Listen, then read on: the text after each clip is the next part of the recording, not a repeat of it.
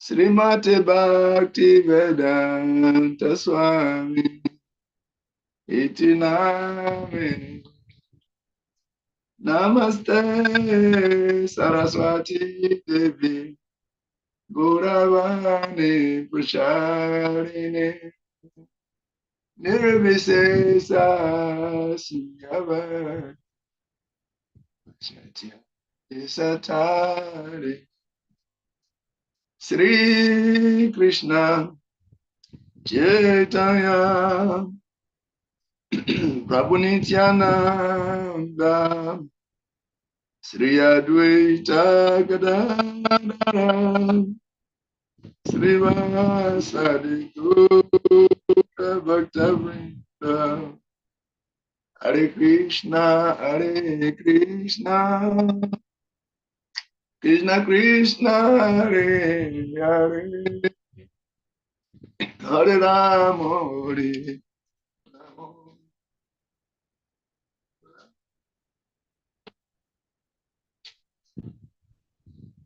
Hare Krishna Krishna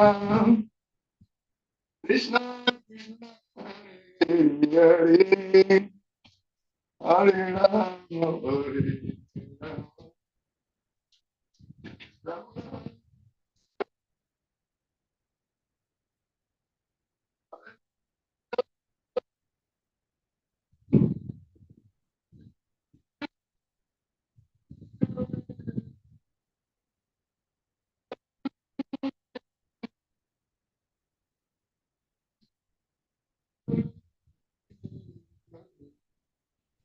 Hare Krishna, Hare Krishna, Krishna Krishna, Hare Hare, Hare Rama, Hare Rama, Rama Rama, Hare Hare. Jaya Prabhupada, Prabhupada, Prabhupada, Jaya Prabhupada. Jaya Prabhupada, Jaya Prabhupada, Prabhupada, Jaya Prabhupada, Jaya Guru Deva, Guru Deva, Guru Deva, Jaya Guru Deva, Hariba, Hariba, Hariba, Goda Hariba.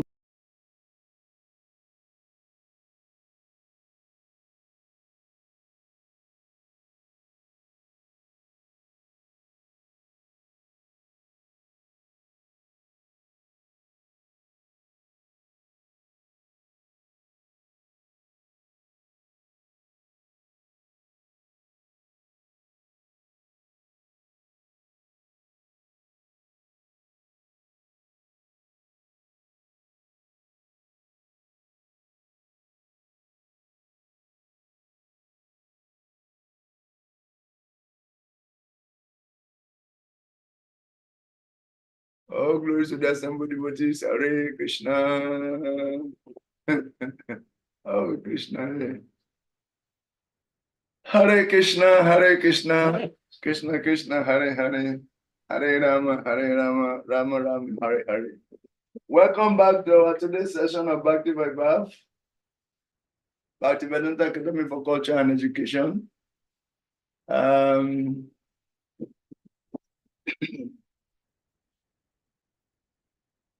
Sorry for coming late anyway. Yes. Okay, Prabhu, we are happy at least 5 of you are here. And without much ado, can somebody remind us of some of the things, just a recap of the major points we discussed in our last class? Remind us of few things, essential points we discussed in our last class.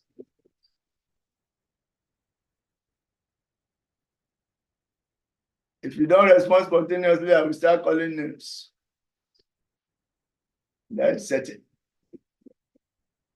Rasavan Prabhu.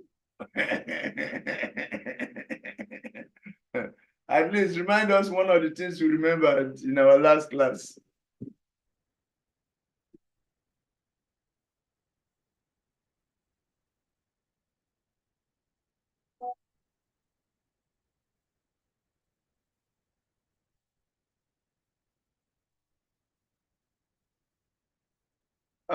On your, put on your voice now and say something.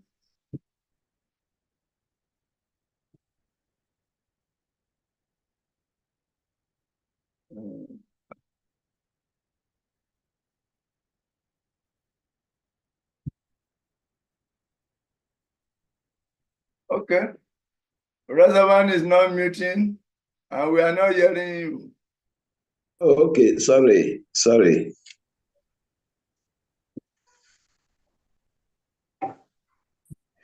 We said somewhere that household life must always have valuable materials so that in case of any difficulties, one can exchange those properties in terms of money to solve problems.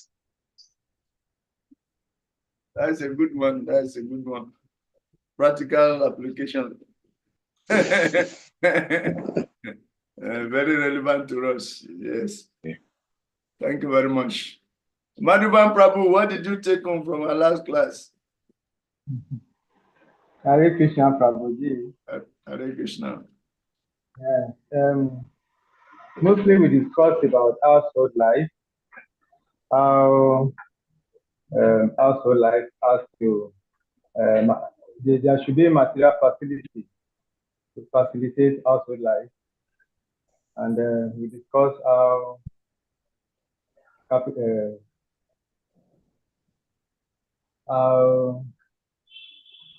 Vayuti house was well decorated due to it because of the husband who provide the household. And then we also discussed most importantly. I asked about the question, the meaning of living home in this age of Kali Yoga. What's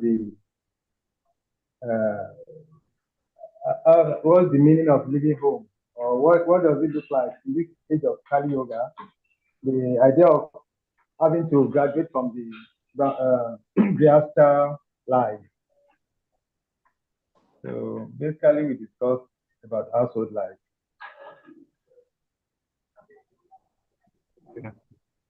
Okay, yes, that household life, going from ashram to ashram and all that, and entering into the forest as Vanaprastha and all that.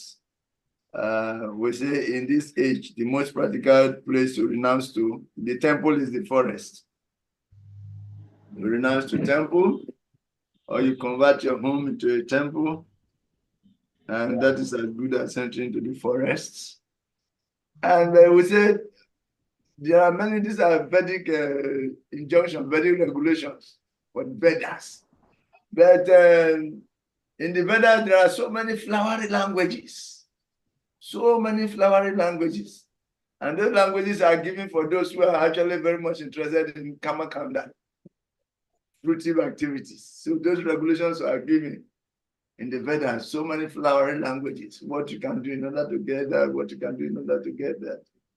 That beyond that, we are Vaishnavas, because even Vyasadeva himself was despondent.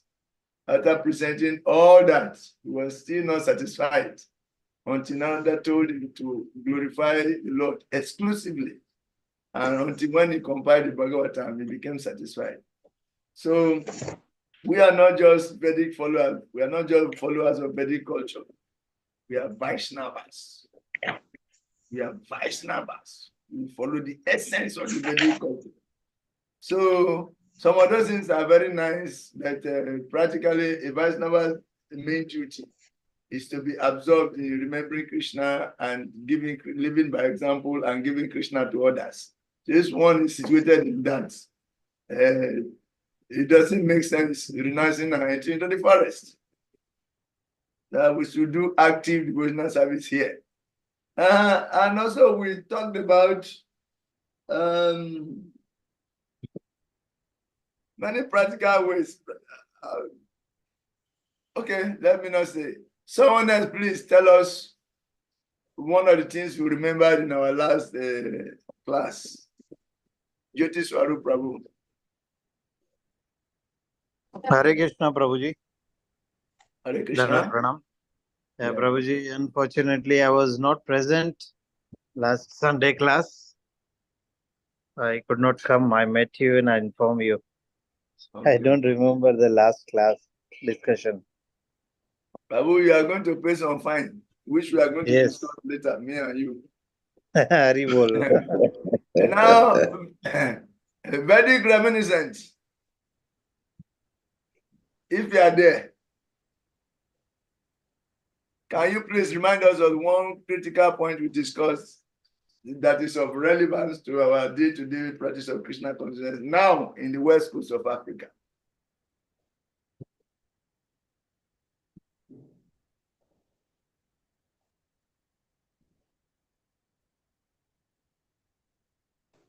It's like Vedic reminiscence presence is diplomatic. It's there, but it's not there. Diplomatic presence of Vedic reminiscence detected. Salik Prabhu, can you please remind us of one of the crucial points, take-home points we discussed in our last class? Hare Krishna. It was a very practical class last time. Very practical. Whether you wear our primary school students' uniform, it doesn't matter.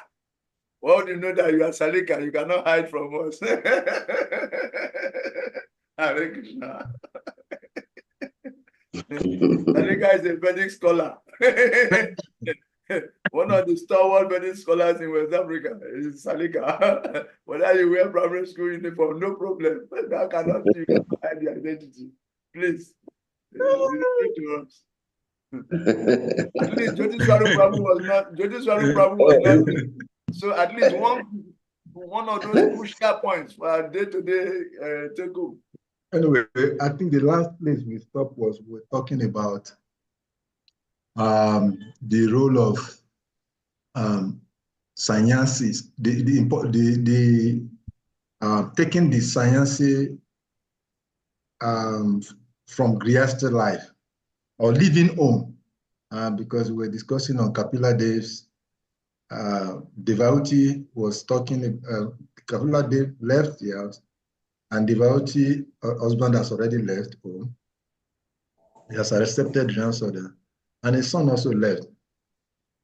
But because she knew all the truths of life and death, and because her heart is cleansed from all kinds of death, she was aggrieved that she lost her son. We were describing, Prabhupada gave an example of how, just like a cow, how a cow feels. How a cow is affected when he loses or she loses her son. Or the devotee was, Prabhupada used that analogy to describe the test. How he loses the kind of feelings that the mother has when the mother cow has when she loses her calf. Mother devotee was having the same kind of feelings. Then we were talking about the importance of leaving the home. And I think the last comment in that class was Madhavan Prabhu said in the next class, because I think I gave some hints about some of the experiences we've had in West Africa and in relations to renouncing and leaving home. Then Madhavan Prabhu ended the class by asking a question to be put in the park. So since you said most of our packed subject matter are not referred to, so I choose to speak on that so that maybe probably this one will not go into the park. But the last conversation we're having, among every other discussion we had, was focusing on should a Grihastha leave home? We talked about a Grihastha should be wealthy, he should have assets. so much so that in the time of needs, the Griasta can have something to fall back to take care of his difficulties. And then we ended up talking about how important, how necessary it is for a Griasta in this age to leave home, and what should be the consideration. And these are some of the thoughts we were having. It was in the last class. We didn't really read so much text, but I think these are the areas we were discussing about. Hare Krishna. Thank you very much. Thank you very much. And we're also proving that Kadamamuni, as a Griasta, left home, living Kapila. Kapila Muni, Kadamamuni left home to go and perfect his life. Like Kapila Muni is perfect, is the Supreme Personality of God. It is him they are going to leave to the forest to look for. When they are looking for perfection, it is Kapila Muni they are looking for. So why is it that Kapila Muni is also leaving home? Is the Supreme Lord, he cannot become a sort of attachment to devotee. It's actually devotee's attachment to Kapila Muni is actually the ultimate goal of devotional service. Once you give up all attachment to every other thing and simultaneously become attached to the Supreme Personality of Godhead. So the Supreme Personality of Godhead, to whom we ultimately must be attached to, is there. It is attached to him. So what is the necessity of him still living home like that? When his home is actually the kingdom of God, why is he living home? Why is he living home? So we came up with some notion that actually just like Krishna leaving the gopis and telling them that they should meditate on him, that he's always there with them. The thing is that the Pralamba Seva, service in separation is actually higher than service in physicality. And this is what Lord Chaitanya demonstrated throughout the Antya Lila, how to live in separation. And that is actually higher. And see, Kapila Muni left home in order to increase devotees' attachment for him. And just as Krishna left the gopis, just to increase the attachment for him, increase their longing for him. And by that token, Kapila Muni also left home to increase the attachment of the devotee. So we talked all that, and practically, a lot of things we discussed in our last class. We cannot mention them all. But where did we stop? Which verse? Verse 21. Verse 21. Tama Krishna was reading it and was having difficulties with internet. So you read it and take it. So we can take it from the same verse 21. And then we recapitulate verse 21 and continue. Okay. Before we go on, still, Tama Krishna Prabhu, can you tell us one thing you can still remember that we have not mentioned from our previous class?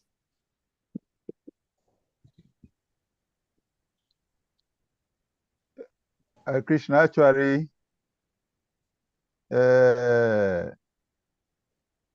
think all the devotees said much. Everything was said. I'm a bit engaged in doing some one or two things. That's why.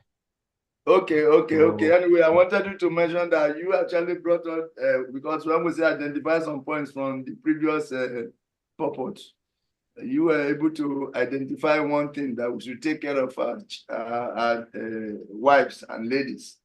A woman should not be independent at any time, that at the young age is under the care of her parents, the middle age is under the care of her husband, and in her last age is under the care of her grown-up son. So what arrangement are we really making to care for our young ones? And it was a very critical point that our present stage of ISKCON is not healthy, because a lot of things are neglected. Young ones are neglected. They don't have hopes. They are not seeing any proper sense of direction. And it is our own failure, to make structural adjustment in such a way that they will see their future inside. And we say the best way to start it is to take care of our elderly very nicely, and at the same time create systematic packages in the matter of graduating from one ashram to other. If someone lives in this ashram for some number of years, he's qualified to go to the next ashram. When he goes, what are the packages waiting for him? So in this way, everybody knows what is already waiting. And any ashram, you have to do your best in order to qualify for the next stage. And attractive packages. With this, we have failed to do in our structural setup in West Africa. And it is a gap we need to fill. Otherwise, in the future, we have difficulty having people getting committed. So the critical point. And to the extent that now Yaduna Prabhu, we will say we are going to meet and discuss this on the regional platform. And Salika Prabhu is going to be part of that discussion, and many more things we discussed. It was a very practical class last time. Okay. 21. Okay, somebody was reading and he had okay, that one that is a past come out. I continue from that person. Vanam pravrajite patya apatya virahutura yatva tatva naste abunaste vatse gau ibavatsala. Devotati's husband had already left home and accepted the renounced order of life. And then our only son, Kapila, left home. Although he knew all the truths of life and death, and although her heart was cleansed of all death, she was very aggrieved at the loss of her son, just as a cow is affected when a calf dies. So it's like we have read this one. So Jirasaman, we read this, and everyone can attest to this. And the purport is very sweet. Maybe the Parampara wants us to read it again. So yes, we agree to read it. A woman whose husband is away from home or has taken the renounced order of life should not be very sorry, because he still has the presence of her husband's representative, her son. It is said in the Vedic scriptures, Atmaiva Putro Jayate, the husband's body is represented by the son. Strictly speaking, a woman is never widowed if she has a grown son. Devotee was not very much affected while Kapila Muni was there. But upon his departure, she was very afflicted. She grieved not because of her worldly relationship with Kapila Muni, but because of her sincere love for the personality of Godhead. The example given here is that devotee became just like a cow who has lost her calf. A cow bereft of her calf cries day and night. Similarly, the devotee was aggrieved, and she always cried and requested her friends and relatives, please bring my son home so that I may live. Otherwise, I shall die. This intense affection for the Supreme Personality of Godhead, although manifested as affection for one's son, is spiritually beneficial. Attachment for a material son obliges one to remain in material existence, but the same attachment, when transferred to the Supreme Personality of Godhead or Supreme Lord, brings one elevation to the spiritual world in the association of the Lord. Every woman can qualify herself as much as devotee, and then can also have the Supreme Godhead as her son. If the Supreme Personality of Godhead can appear as the son of devotee, it can also appear as the son of any other woman, provided that woman is qualified. Don't desire when you don't deserve. Deserve, then desire. If one gets the Supreme Lord as a son, one can have the benefit of bringing up a nice son in this world and at the same time get promotion to the spiritual world to become the face-to-face associate of the personality of God. Very loaded.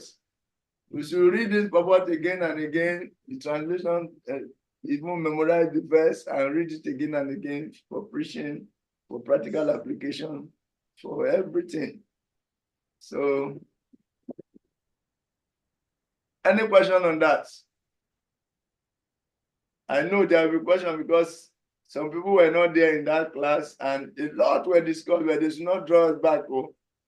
Instead, we should move forward. They have to get paid the price of not being in class. So, okay. Can you read Rasavan Prabhu? Yeah. No, not Rasavan. Tamakrishna Prabhu was not, he was reading when, okay, no. Because he was the last to come, one of the last to come. Let Rasavan Prabhu read. Rasavan Prabhu reads. Okay. Thank you very much. Dhanavad Pranam. Text 22. Tam evadhyayati devam apatyam kapilam harim babuvachirato vatsa nishpriya tadishe grihe. O Vidura, thus always meditating upon her son, the Supreme Personality of Godhead, Kapila Dev, she very soon became unattached to her nicely decorated home. Purport. Here, a practical example of how one can elevate oneself in spiritual advancement by Krishna consciousness. Here is a practical example of how one can elevate oneself in spiritual advancement by Krishna consciousness. Kapila Dev is Krishna, and he appeared as the son of Devahuti. After Kapila Dev left home, Devahuti was absorbed in thought of him, and thus she was always Krishna conscious. Her constant situation in Krishna consciousness enabled her to be detached from earth and home. Unless we are able to transfer our attachment to the Supreme Personality of Godhead, there is no possibility of becoming freed from material attachments. The Srimad Bhagavatam therefore confirms that it is not possible for one to become liberated by cultivation of empiric philosophical speculation. Simply knowing that one is not matter, but spirit soul or Brahman does not purify one's intelligence. Even if the impersonalist reaches the highest platform of spiritual realization, he falls down again to material attachment because of not being situated in the transcendental loving service of the Supreme Lord. The devotees adopt the devotional process, hearing about the Supreme Lord's pastimes and glorifying his activities, and thereby always remembering his beautiful eternal form. By rendering service, becoming his friend or his servant, and offering him everything that one possesses, one is able to enter into the kingdom of God. As it is said in Bhagavad Gita, Tato mam tatwa to jiatwa. After discharging pure devotional service, one can understand the Supreme Personality of Godhead in fact, and thus one becomes eligible to enter into his association in one of the spiritual planets. Hare Krishna. Hare Krishna. There are many interesting points here. The practical formula for devotional service is given. But the point is that unless one constantly remembers the Lord, your detachment is incomplete.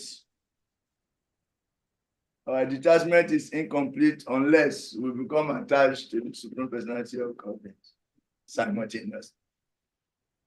And the process for becoming attached to the Supreme Personality of Godhead is given. That the devotees adopt the devotional process, hearing about the Supreme Lord's pastimes and glorifying his activities, and thereby always remembering his beautiful eternal form. The whole point of all the devotional practices here and there is to come to the point of constantly remembering the Lord. The whole point of regulation, sense control, austerity, cleanliness, this, that, is to bring one to the point of constantly remembering the Lord. So if your devotional activities do not bring you to that point of constantly remembering the Lord, then there is some incompleteness somewhere. So devotional, how do you achieve that? How do you constantly remember the Lord? By adopting the devotional processes. One of them is hearing about the Supreme Lord's pastimes and glorifying his activities, and thereby always remembering his beautiful eternal form. Then the rendering of service, by rendering some of service, by becoming his friend or his servant and offering him everything that one possesses, one is able to enter into the kingdom of God. So this is the formula. Follow the devotional processes of hearing, chanting, remembering, offering everything to the Lord, serving the Lord as a servant, as did Ambarish Maharaj. So detachment without attachment, material detachment without attachment to the Lord is incomplete. And one of the systems, one of the techniques that we can use is the technique that Ajamila used unconsciously. It's a technique. This technique, the devotees should name their children and the names of the Lord. This is a shortcut. Shortcut technique. If you have your children, name them some of the names of the Lord. Madhuvan Das, Krishna Das, Govinda Das, Tama Krishna Das, the name Krishna is inside. Like this, Yaduna Das. So, in this way, we name our children after the names of the Lord, so that even if we are attached, even if it was children that we are attached, and we're able to remember their name at the point of death, we get the attention of the Vishnu Dutas. But that is not the intention of the devotees. The devotees want to remember the Lord naturally, because it is where you have put your energy, the things you have been doing, they will aggregate to manifest themselves for you to remember. So we should do devotional activity. If somehow or the other, or to be fully secured, we will see ads when we have children, we should use some of the Lord's name, to call them.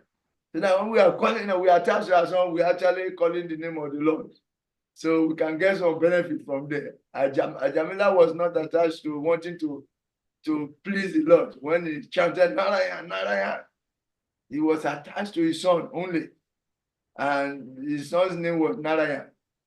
And when he chanted Narayan, immediately Narayan servants appeared and they protected him. They prevented the Yamadutas from taking him away.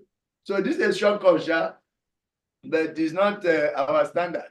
Our standard is to become devotees and remember the Lord through the devotional activities.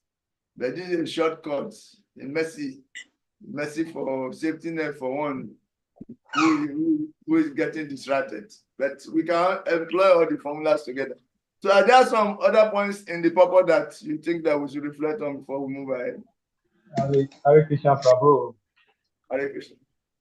Hare Krishna. There was a statement also before the last paragraph, when it was stated that even the impersonalist,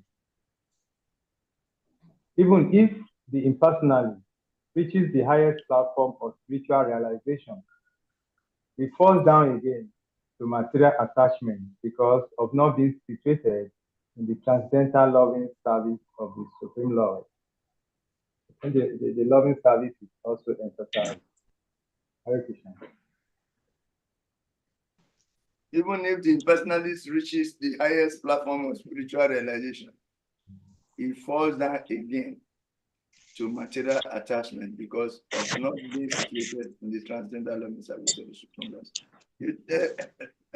Where's the question there? No, I just want us to take note of that fact, because majority of people are impersonal, and it was even emphasized that even though they reach the highest spiritual realization, whatever they call is their highest spiritual realization, that eventually they still fall down. So it's emphasizing the importance of loving service to the Lord. So I just want us to note.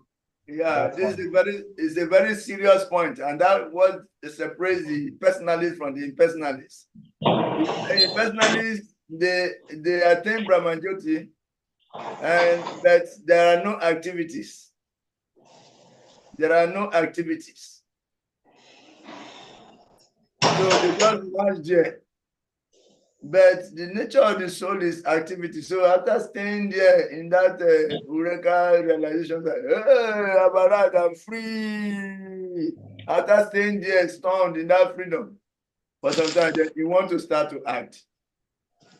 And as you want to act, what does he do? He look around and he realizes that there are philanthropic activities that look, then he start engaging in philanthropic activities before he realizes from there he's going down.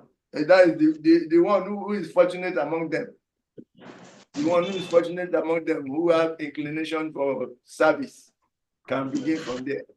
But those who are pure impersonalists, they have no inclination for service because the word service doesn't exist.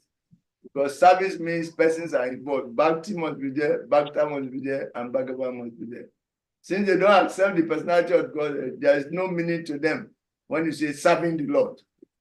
But it is serving the Lord that is the security. It is serving the Lord. That is what is the security, what keeps you, what qualifies you to stay in the kingdom of God. So since you don't even accept God as a person, there is no question of serving. So it is very, very dangerous. You can never become really liberated, situated in the transcendental loving service, unless by a devotee. Now, even if the personalist reaches the highest platform of spiritual realization, he falls down again to material attachments because of being situated, because of not being situated in the loving service of God. So this is our security, this devotional engagement. The service, devotional service is the security of the devotee. That's why I say a devotee without service has no security, has no protection. A devotee without service, he has no protection. The service is the security, service is the protection of the devotee. So every devotee we should always try to get ourselves engaged in some active devotional service. We should cultivate the active devotional service where our physical senses are engaged. Then the Lord will reciprocate. And that reciprocation is our protection. So, very important point. Hare Krishna.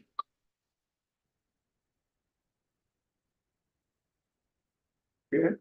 When we go some few steps further, we can this time remember Madhuban's question that is in the car park. But let us go ahead a little bit.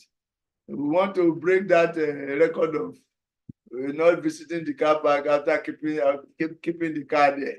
We allow the car to get rotten. We want to break away from that. We want to improve on that. So before we finish, we visit Madhuban Prabhu's version. Hare Krishna. Now, Madhuban Prabhu, Can you read the next verse for us? Hare Krishna. Text 23. Jayati Bhagavat Rupaham Yadha Jana Kucharam Sutta Prasanam Vadanam Samasta Vyasta Chintayaha. Translation. Thereafter, having heard with great eagerness and in all detail from her son Kapila Dev, the eternally smiling personality of Godhead, Devahuti began to meditate constantly upon the Vishnu form of the Supreme Lord. No purpose. Or should we No continue? purpose. No purpose. It's not that making because there's no purpose verses here. So So let me continue. So we can move forward. I say, should I continue so we can move forward a bit? don't continue. If we do that before you realize you finish the whole no continuing for you. Jyoti Swarup Prabhu. Read the next Hare verse. Krishna. Hare Krishna, Prabhuji. Hare Krishna. Bhakti Yes. Prabhu. The next verse. Yes. Hare Krishna. Bhakti Pravaha Yogena Vairanye Baliyasa Yuktanusthana Jatena Gnanena Brahma Hetuna Vasudena Tadatmana Ma Atmatmana Vishwato Mukham Swanubhutya Tirobhutam Maya Guna Visheshanam. Translation. She did so with serious engagement in devotional service because she was strong in renunciation. She accepted only the necessities of the body. She became situated in knowledge due to realization of the absolute truth. Her heart became purified. She became fully absorbed in meditation upon the Supreme Personality of Godhead, and all misgiving due to the mode of material nature disappeared. Hare Krishna. Hare Krishna. So engagement in devotional service, serious engagement in devotional service, they make one to become strong in renunciation because you are renouncing the object of enjoyment. You are doing the work, but you are not attached to the fruit. You are doing it for the pleasure of the Lord.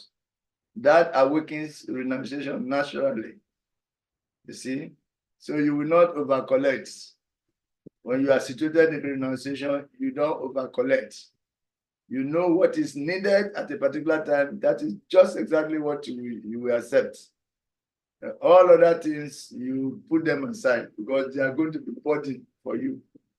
So this is the same way the Bhagavati did. She became situated in knowledge due to realization of the absolute truth.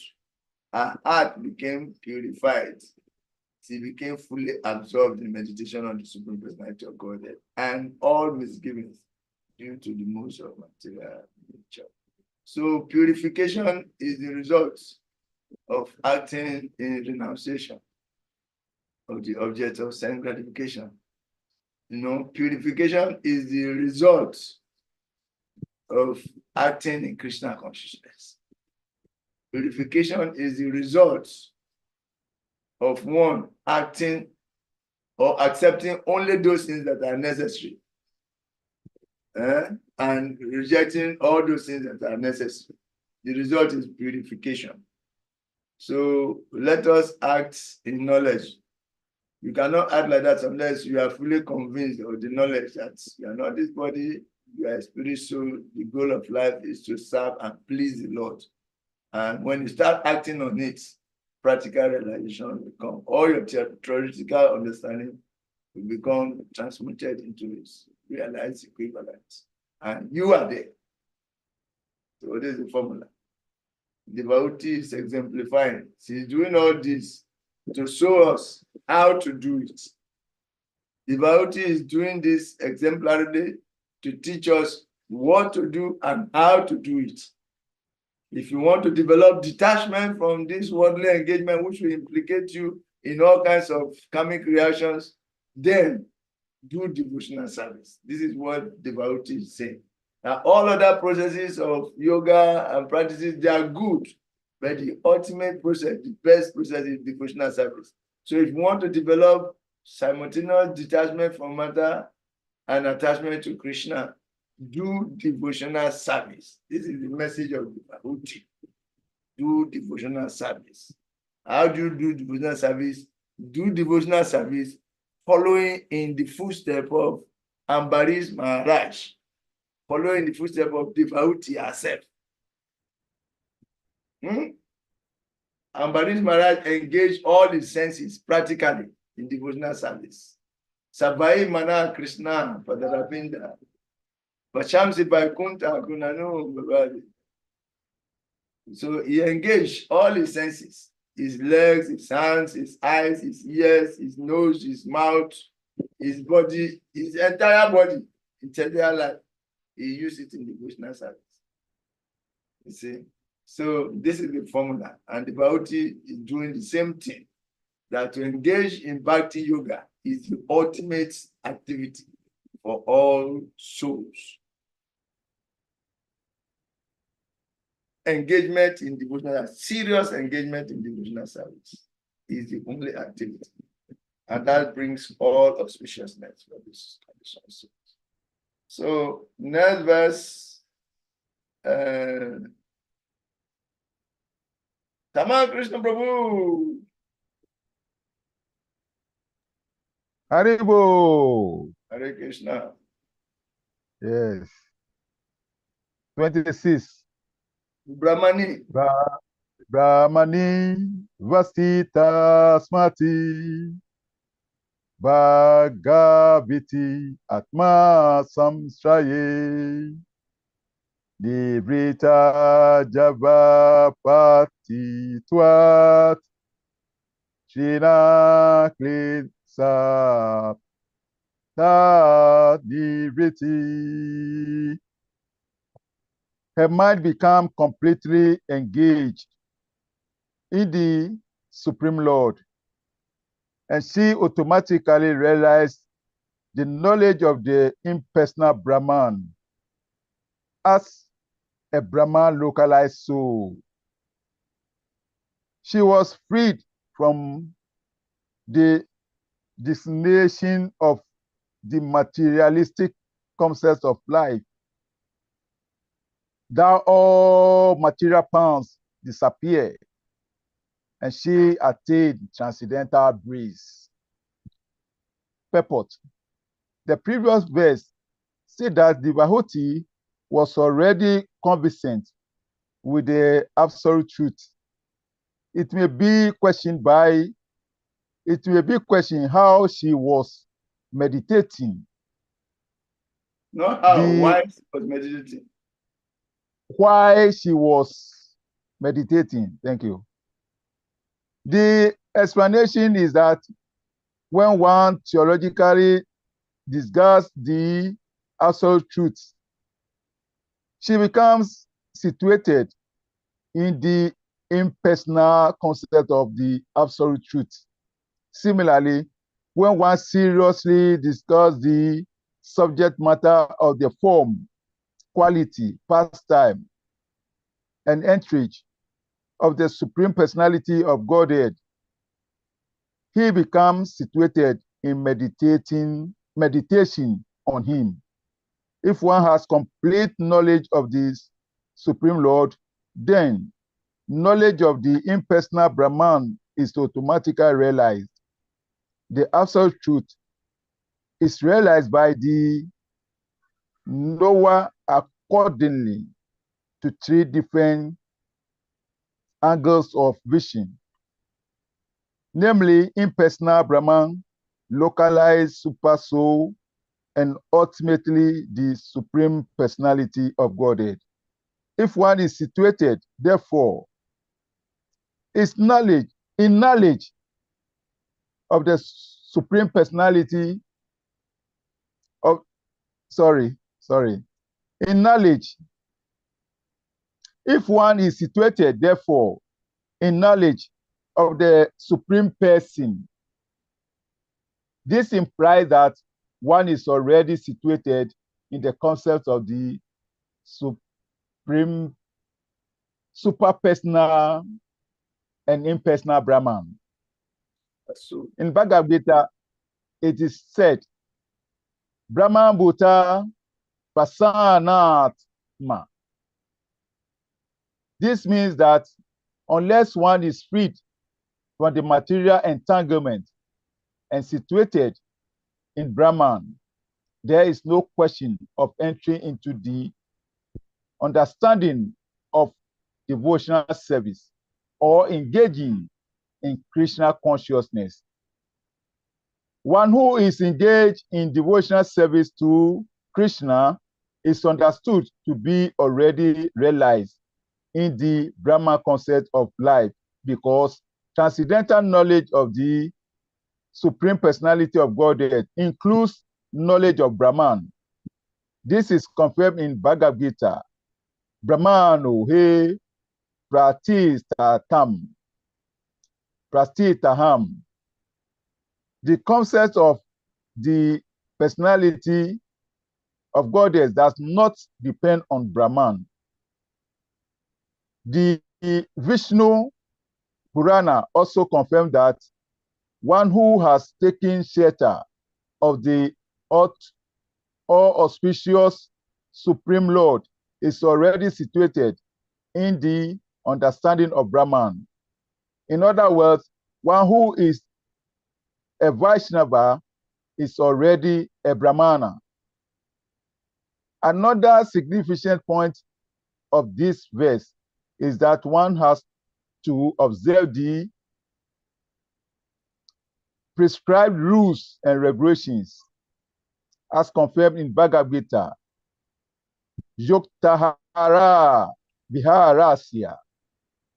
When one engaged in devotional service in Krishna consciousness, he still has to eat, sleep, defend, and mate, because there are necessities of the body. But he performs such activities in a regulated way. He has to eat Krishna Prasad. He has to sleep according to regulated principles. The principle is to reduce the duration of sleep and to reduce eating, taking only what is needed to keep the body fit.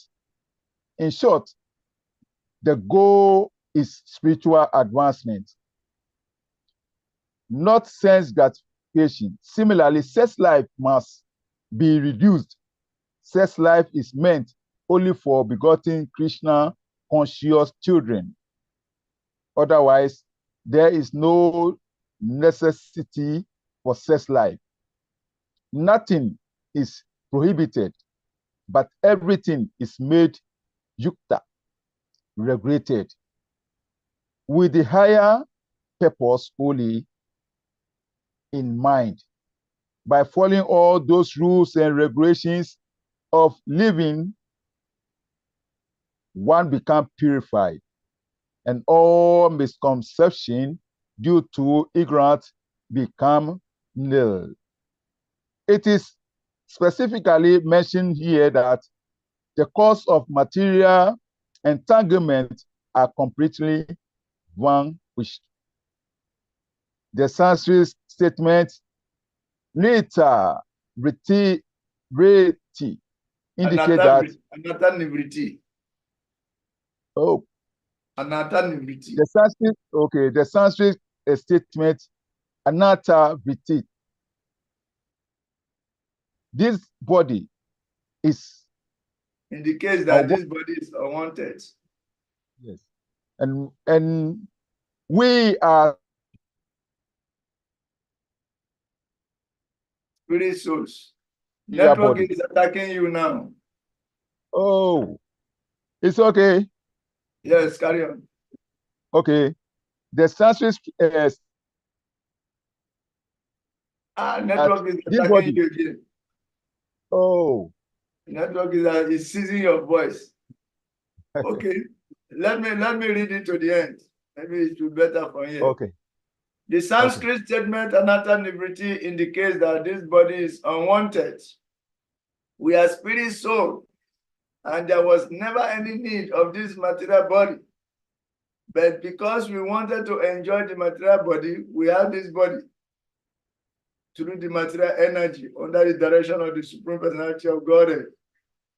As soon as we are reestablished in our original position of servitorship to the Supreme Lord, we begin to forget the necessities of the body, and at last we forget the body.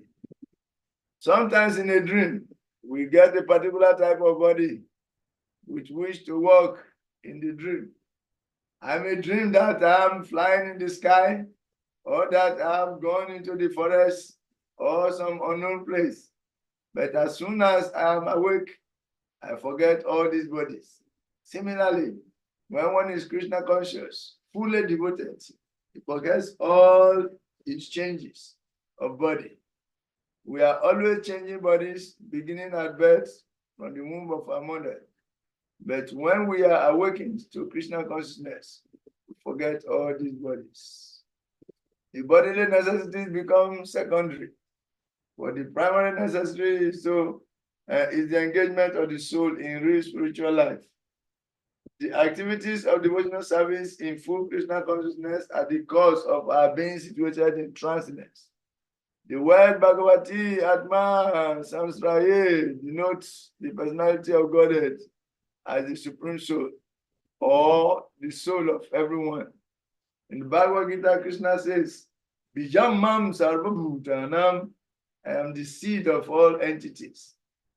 By taking shelter of the Supreme Being, by the process of devotional service, one becomes fully situated in the concept of the personality of Godhead.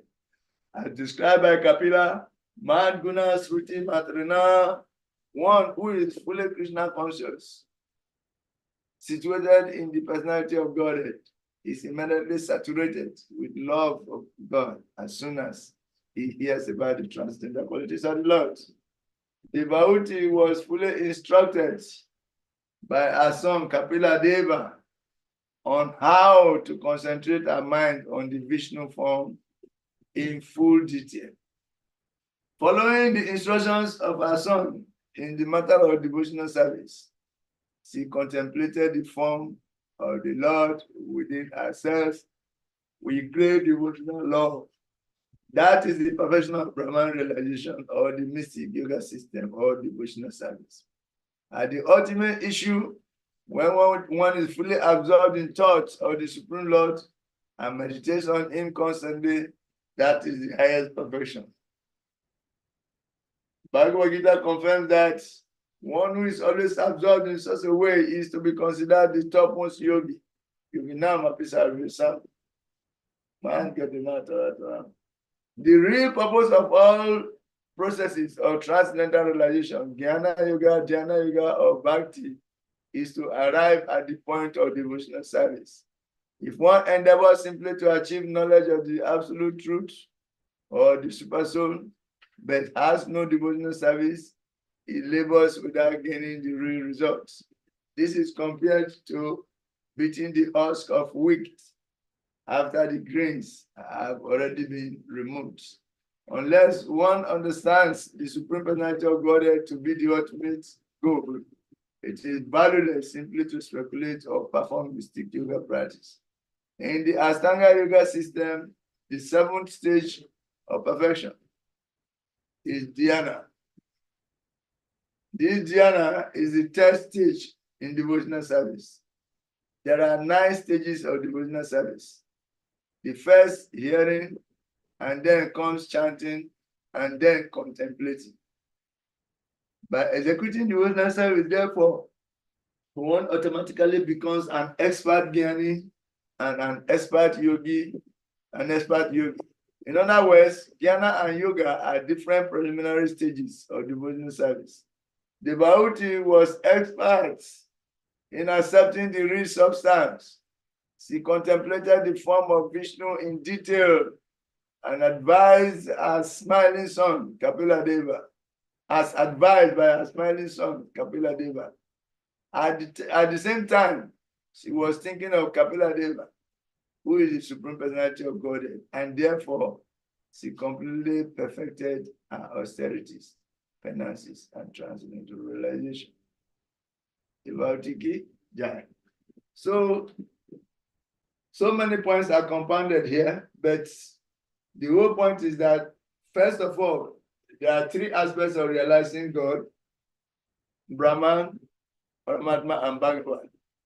All these forms are aspects of the Lord, but progressively one is higher. Paramatma realization is higher than Bhagavan realization, Brahman realization, and Bhagavan realization is higher than Paramatma realization. So if one is Bhagavan realized, automatically Paramatma realization and Brahman realizations are included. And this is why we always use the analogy of one who has maybe $100 note. Automatically, a $50 note is included, $20 note is included. So Bhagavan realization is the full realization of God, realizing which all other realizations are included. This is one main point. And the other point is that all activities culminate in devotional service. That devotional service is the ultimate activity for all living beings. So your knowledge, your yoga without devotional service is incomplete. So in all circumstances, do devotional service. Okay? Your knowledge should mature in devotional service. Then your knowledge is meaningful and useful. But if it does not bring you to the point of devotional service, that knowledge is useless, waste of time. So devotional service is glorified. That means devotee is actually using this opportunity to glorify devotional service more and more, as he's inviting us. He's inviting us to come on board to do devotional service. Otherwise, Jnana yoga, Dhyana yoga, meditation, Bhakti yoga, without Bhakti yoga, Jnana without Bhakti, Astanga without Bhakti, they are incomplete. Therefore, we should do devotional service. And if you are doing any other activities that is not connected to pleasing the Lord, it is compared here as beating the husk of wheat. When after removing the wheat, the chaff that remains, no matter how you beat it, you cannot get wheat again. You are just wasting your time. So it's a useless labor. Useless labor. So devotional service is glorified here. This is what devotee is doing. Hare Krishna. If there are some other points in this long purport that you want to pick out for discussion, bring them out.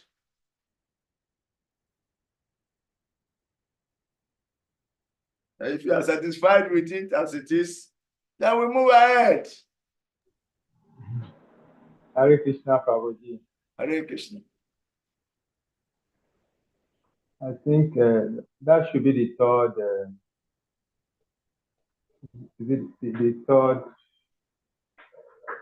The third. What would I call it? The third chapter, or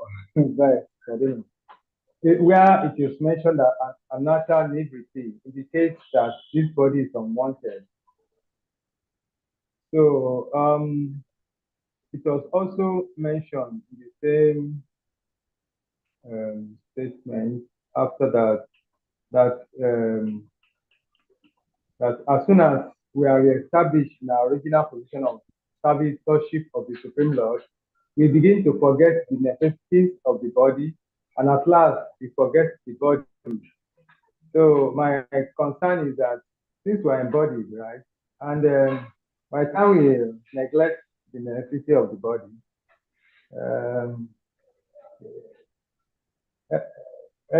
superficially it might not all go very well. Because when you know more taking care of your physical body, you even forget your body, even the necessities of your body. It's like negligence. You forget to brush your teeth, forget to comb your hair, forget to wear nice dress or clean dress. So I want us uh, to talk about this particular statement. So Yeah, thank you very much. Thank you very much. This particular statement is for Ashtanga yogis. This particular statement is for one who is coming to Bhakti Yoga through Ashtanga Yoga. Now he's still in the chapter of Ashtanga. So when he graduates from the Ashtanga, now he enters into the doorstep of Bhakti. So it is to those who are practicing Ashtanga Yoga. But in Ashtanga Yoga, which Kapila Muni really taught that you meditate, and through meditation you drop all the stages until you forget about the body and you become absorbed. And Devotee was actually practicing Ashtanga Yoga most of the time. And she communicated it in Bhakti, because Ashtanga Yoga, the end of Ashtanga Yoga is Bhakti. But before you can get to the end, you are in the means. You are in the means to the end. And it is that person that is being referred to. One who is on the path, on the track of Ashtanga, getting closer to Bhakti. That's why in the purport, some places say that the forgetting of the body or anatta nivriti, or what it is the third stage of devotional service. There are 9 processes of devotional service. The third stage is anatta nivriti. But here, anatta nivriti is what is being referred to. It's like towards the end. And this towards the end is just towards the end of Ashtanga. Ashtanga maturing into Bhakti. You see? Ashtanga trying to mature into Bhakti. But it's actually the beginning stage of Bhakti. Yeah, anatta nivriti, giving up all unwanted things. Then you continue from there. Yeah? Therefore, Ashtanga Yoga is absorbed by Bhakti Yoga at that point. Yeah? So, graduation. What you learn in the Ashtanga Yoga is necessary as much as what you learn in the primary school and secondary school is a foundational knowledge. It's a background knowledge for university studies or university degree.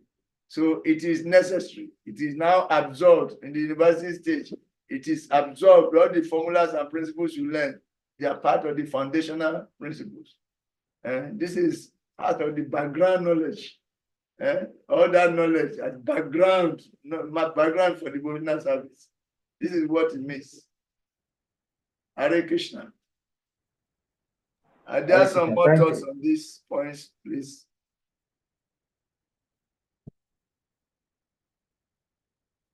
We hereby recognize the presence of the Nicodemus entrance of Chitraketu Putra Prabhu. But before then, okay, welcome Chitra at the latest comma.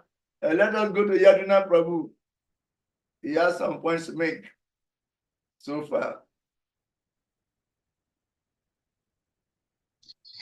Thank you so much, Hare Krishna. I accept my humble obeisances. All glory to you and all the other Vaishnavas on the platform. Yes. I'm very grateful. Even though you appear, the word you use, Nicodemus. Nicodemus, even though you entered Nicodemus, we still detected you. Hare Krishna, welcome. I see.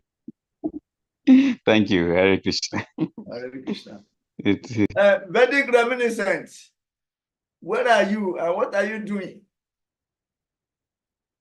Your hand is up, but when we call on you, you are not responding.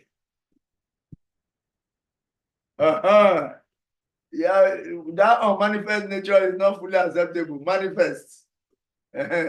Okay, your hand is up, so make your comments.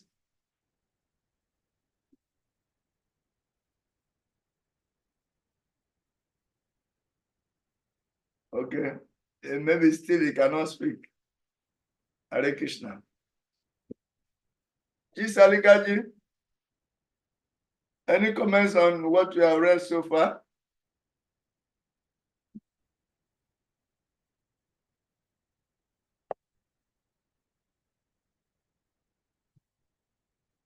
Otherwise, Sarika Prabhu, read for us the next verse. Nityaruda. Hare Krishna. Hare Krishna. Text number 20. 27. 27.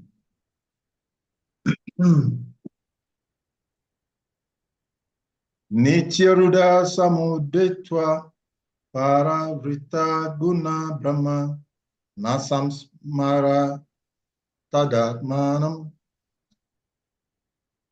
swapne dristam ivotita.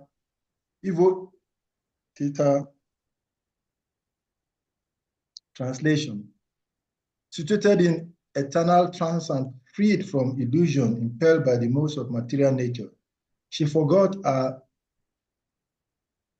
material body just as one forgets his different bodies in a dream. Purport.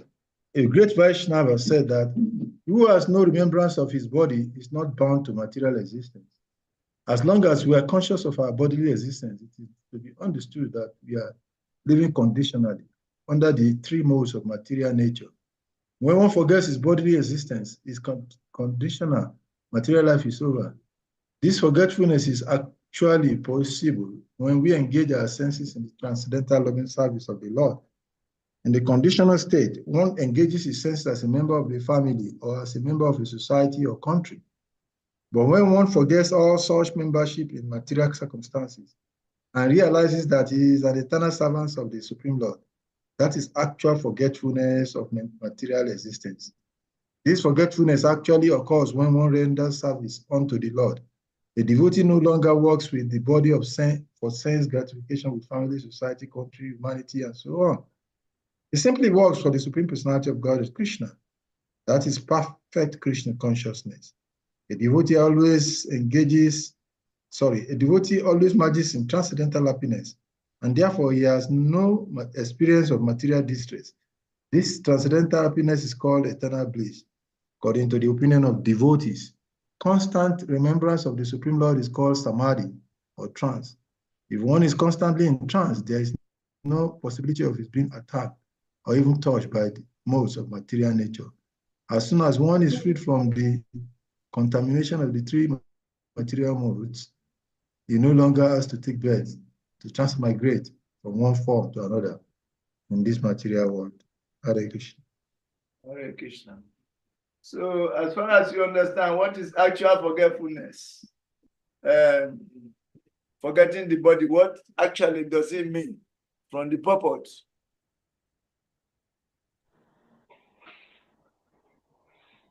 Hare Krishna. Hare Krishna, Prabhu. Hare Krishna. Yes, Hare Krishna. Okay. Yeah. Hare Prabhu. Yes.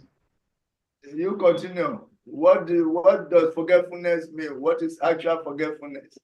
So if you forget your body, what does it actually mean from the purpose? Be conscious of our body, material body, and engage in bodily activities as it relates to family, friends, nation, and all that is connected to the body. That is forgetfulness of the self.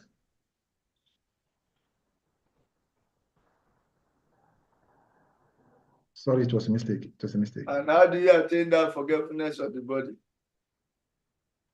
How do we attain that forgetfulness of the body? Maybe I'm not understanding your question. We say we should forget the body. Okay, how do we attain that state of forgetfulness of the material body? Yes. By active engagement in Krishna consciousness. Engaging the senses in the service of the Supreme Personality of Godhead. Automatically, one forgets every other activities that has to do with the body. When a devotee simply works for the pleasure of the Lord, when the devotee simply acts in the service of the Supreme Personality of Godhead in devotional service, he no longer works for the body, for sense gratification, for family, for society, for country, for humanity, and so on. He simply works for the Supreme Personality. So those who are fully absorbed in the activities of Krishna consciousness, they are situated in body forgetfulness. And that is progress. That is progress. Progressing towards what? Eternal bliss. And what is eternal bliss as described here in this purport? Madhuba Prabhu, what is eternal bliss? Eternal bliss, that is when one is situated in remembrance of the Supreme Lord, that is in a state of samadhi or in trance, then he started experiencing the transcendental happiness.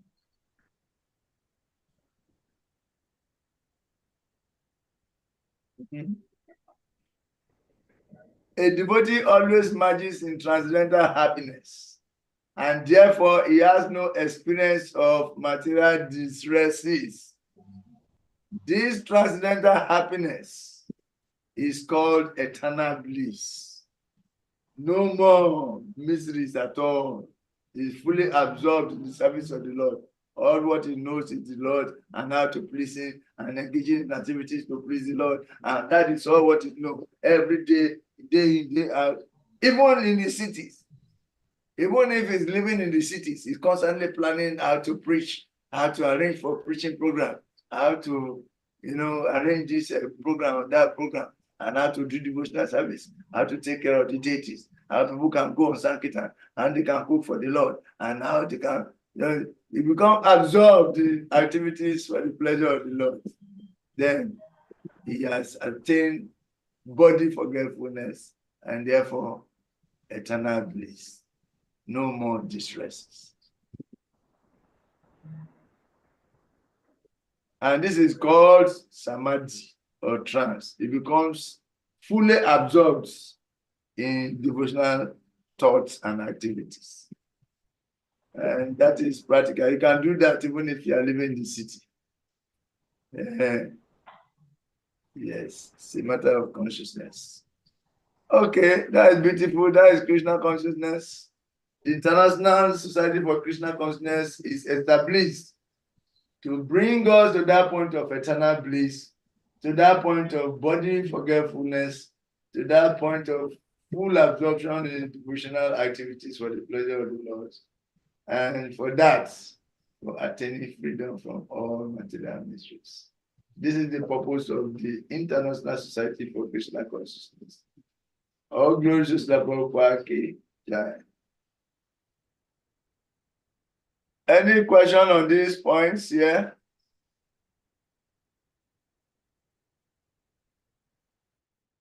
Are you ready to forget your body, Chitraketu Putra Prabhu? Forgetfulness of body, of course, when one renders devotional service unto the Lord, that you no longer work for the bodily sense gratification, neither will you work for family, society, country, humanity, and so on. You simply work for the Supreme Personality of Godhead. And that means you're working in Krishna consciousness. Are you ready to forget your body like that?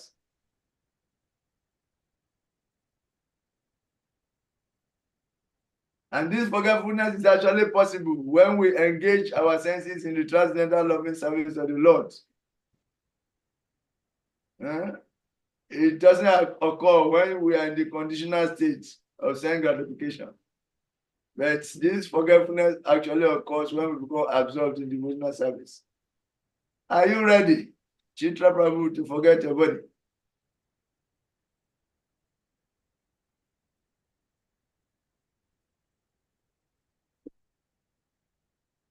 Yes, I hope the answer is yes. Okay. We have already forgotten it. Already forgotten. Are you sure? If somebody gives you a blow now, won't you retaliate?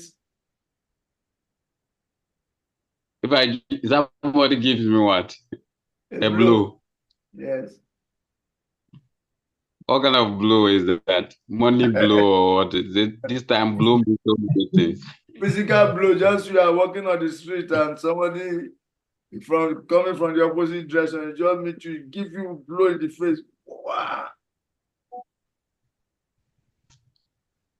So we have been through a lot of things like this and we don't mind. So even on Sankita on Harinam and even going your ways, sometimes even going on the market alone, sometimes we even meet smart people who try to disturb you. We don't mind them because Mahaprabhu has always been tolerant. If a madman is coming towards you with a cutlass, won't you run?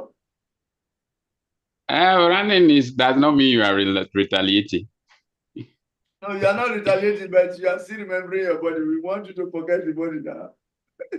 No, we all, at this certain time, we all, one way or the other, what I realized also in devotional services that some individual souls, like yourself and others, must have, and Salika Prabhu and colleagues over here, must have reached some certain stages in life that they can easily give up their life. They can even enter into the fire. But they are there to, one thing they can't do is that because they are selfless, they also want to protect Krishna consciousness and carry it to some level before they give the baton for other generations to carry on. So surely, person like myself and yourself and others here will also run, surely, from a madman, not because they are afraid or they care about the body, but they still need some time to preserve Krishna consciousness for the next generation. Hare Krishna. You will run, but will you be looking back while you are running? Looking back at the same time running, looking front small, looking back small, you are still running and it's coming towards. Of course, even of course, I'll look back and from because even Jaga, when Jaga and Madai were chasing Nityananda Prabhu and Haridasa, they were looking back and forth to see whether they were still coming. So I'll still look back, following the footprints of Nityananda and Haridasa. I'll still look back and front, see whether those Jaga Madai madman are still coming. Hare Krishna. Okay. Yes, even the body is not our own. The body is the Lord's property, so you have to protect the property of the Lord for more devotional service. So if you see Madhuban taking off with the madman behind him and he's running very swiftly, changing direction, you don't just look down on him as somebody who's on the bodily platform. He's running, he's just trying to protect the body for the service of the Lord. Because the body is not ours, actually. And at the point of self-realization, we realize that the body is actually not ours, it's for the Lord. That's why we withdraw from sense gratification and engage the body in the service of the Lord simultaneously. So that is it. Salika Prabhu, you want to say something?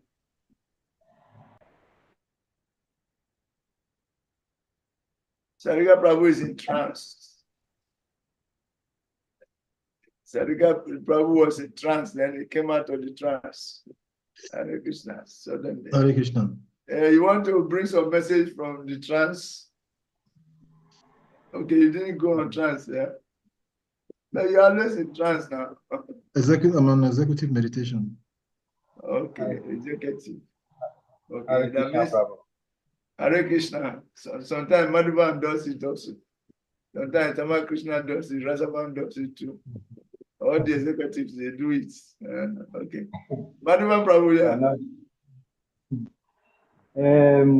If want to follow the scripture, word for word. So Jesus said that when they slap you, then you turn the other cheek. So if someone slaps me, I will turn the other cheek. Hey, are you sure? Because I'm not this body. I'm a spirit soul.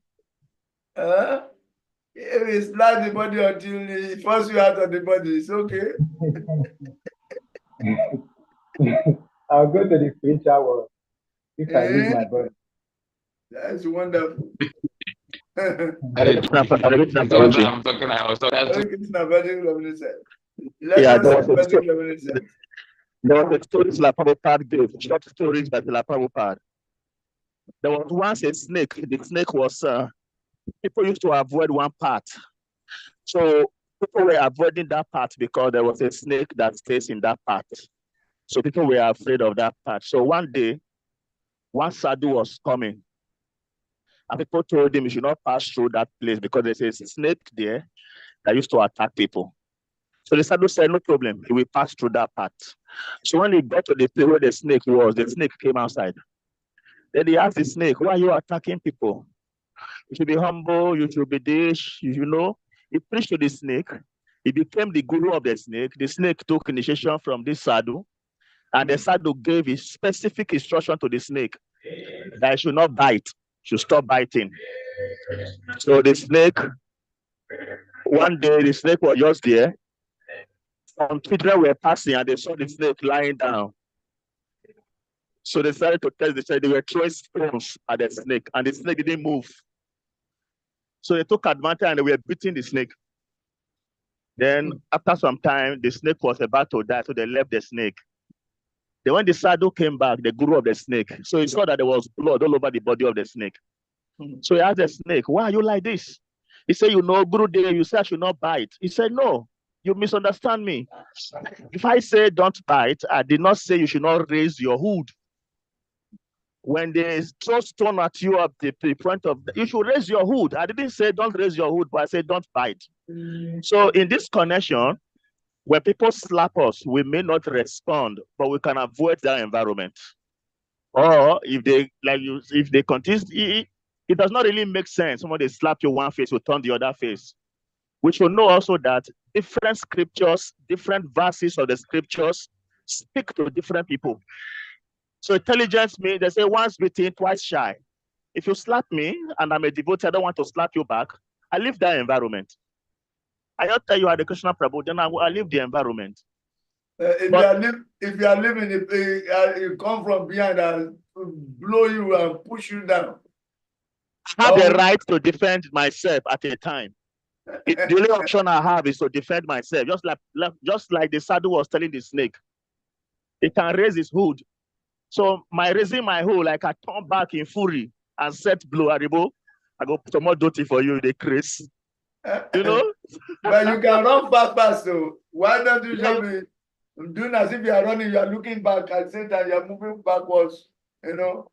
You are moving backwards and you are looking at the, what about that kind of movement? Whatever works, but the main thing is that one should not be so stupid and think that he is renounced or is a pure devotee until the enemy kills you. That is the main thing. We may be tolerant. In Srimad Bhagavatam, there was a question that was put to Prahlad Maharaj. And sorry, Prahlad Maharaj was the one who asked the question. So do we always be tolerant, or should we always forgive, or we should never forgive?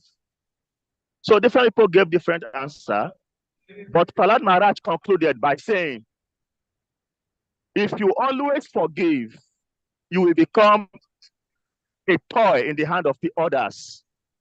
If you never forgive, very soon you will find yourself living alone. Therefore, you should know when to forgive and when to turn around, do something. So in a simple language, we must learn how to balance things when things happen. Hare Krishna. Hare Krishna. Taman Krishna, probably somebody slap you, will you give him the other side to slap?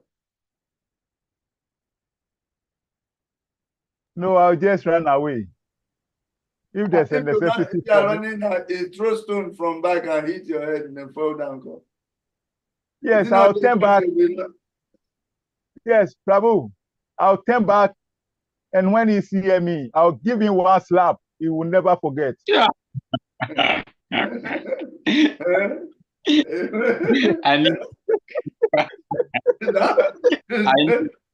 Now we check him from moving for that.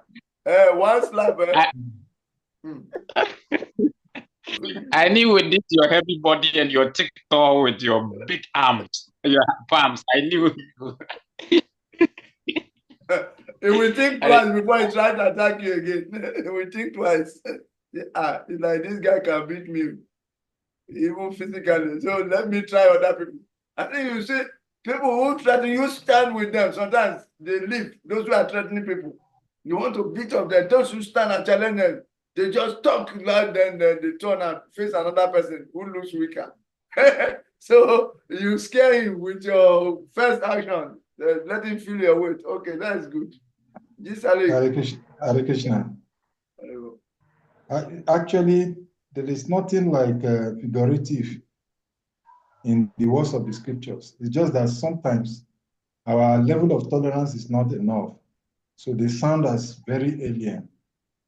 I can relate a past times that involved me directly. In the early days of our devotional service, I think that was in 1993, before we left Mafuluku. Our dear late God brother, Suklambara Prabhu, of blessed memory, he was fond of always harassing and dealing with people in the temple.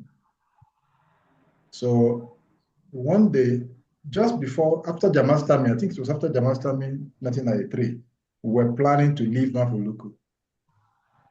And for whatever reason, for any known offense or reason, he slapped me very, very violently.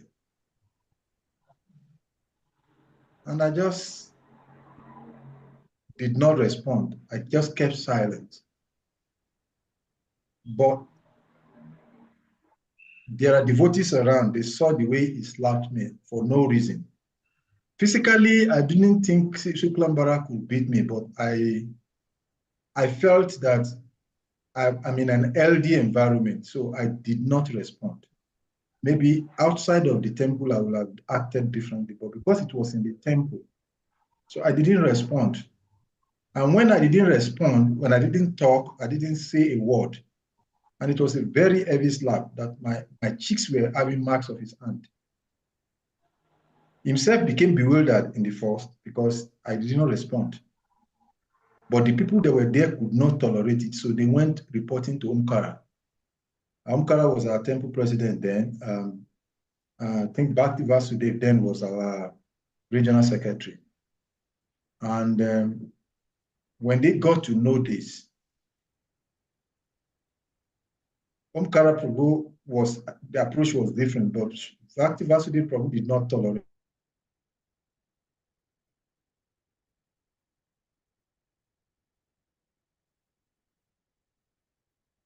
a very heavy slap. Just a second.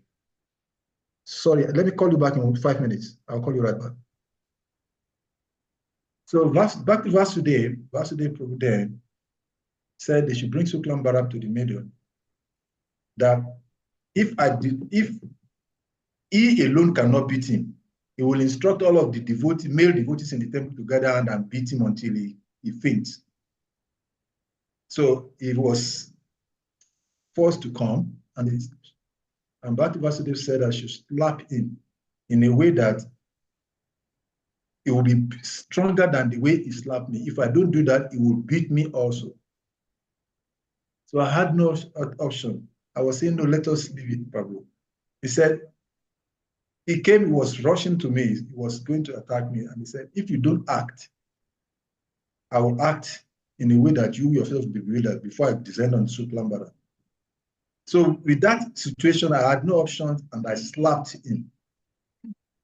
And that slap was the last time Suklambara attacked any devotee in ISKCON before, till the time he left his body. So what I'm trying to say in essence is that, looking back at that experience, when Jesus Christ was giving that words, when you're slapped on the right cheeks, on the left, intelligence is what is required to apply such in situation. If one is in an organized environment, like in the temple, in an environment where there are structures of leadership, you can exhibit that quality of humility. If they slap you, you can turn the second shifts, the side of your shifts. And then if it is actually an LD environment,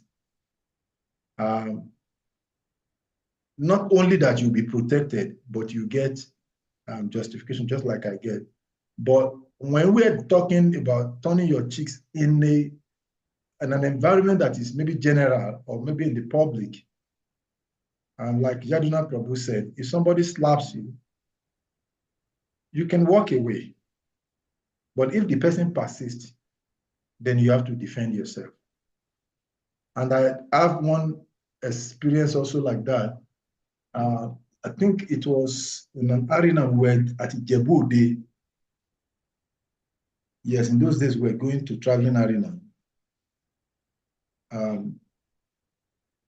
Somebody slapped, I'm trying to remember the story vividly. Somebody slapped one coming, he slapped a devotee. And I'm trying, who was? But we were all there. We did that because we did not respond. Somebody from that was not part of us that night, he nearly killed that person that day. And it was a marketplace. We're going to markets that day. So these are two different occasions that I've seen that just by exhibiting that same quality, if one sincerely does it, Krishna has a way of intervening by using some other persons to. It depends on the internal level of humility, because sometimes if they slap us and we say they are turning the cheeks, if ourselves are not genuinely exhibiting that mood, we may not get succor. But if we genuinely, I think Krishna has a way of coming in between if we sincerely follow that scriptural injunction. Those are two experiences. I'm trying to remember that devotee, but there is one of our old devotees. But that is anyway, this devotee that died. That is true. That is very true. That is very true. We should develop more tolerance. You know, when reacting, we should remember the environment. We should remember what we are representing, especially if it's something concerning outside. If you are outside and everybody is watching you, they really want to see whether you are any different from them. So if a slap is given and a devotee does not respond, definitely other people will intervene. And you are taking, that means the formula, that's the formula, you are taking away the crowd. You take away the crowd and offer the crowd to Krishna. Some people will even come and buy books right there. They come and gather you. They say, this is a true man of God. They buy books, they protect you. Yeah, we did the massive sales that day. We were selling incense in those days. Yes. People patronized us a lot. I think we couldn't go to another market after that place that day. It's interesting. What is this? I'm trying to remember the devotee. One devotee. Hare Krishna, Prabhu. Hare Krishna. Yeah. Thank you very much, because I just brought in that statement, but I can see that you have really digested it. Somebody slapping and turning another cheek, it's a display of tolerance. And of course, even that person that turned the other cheek, it was very unlikely he will slap. And then, like you said, when somebody's attacked and it's not retaliate, of course, other people will come to his rescue.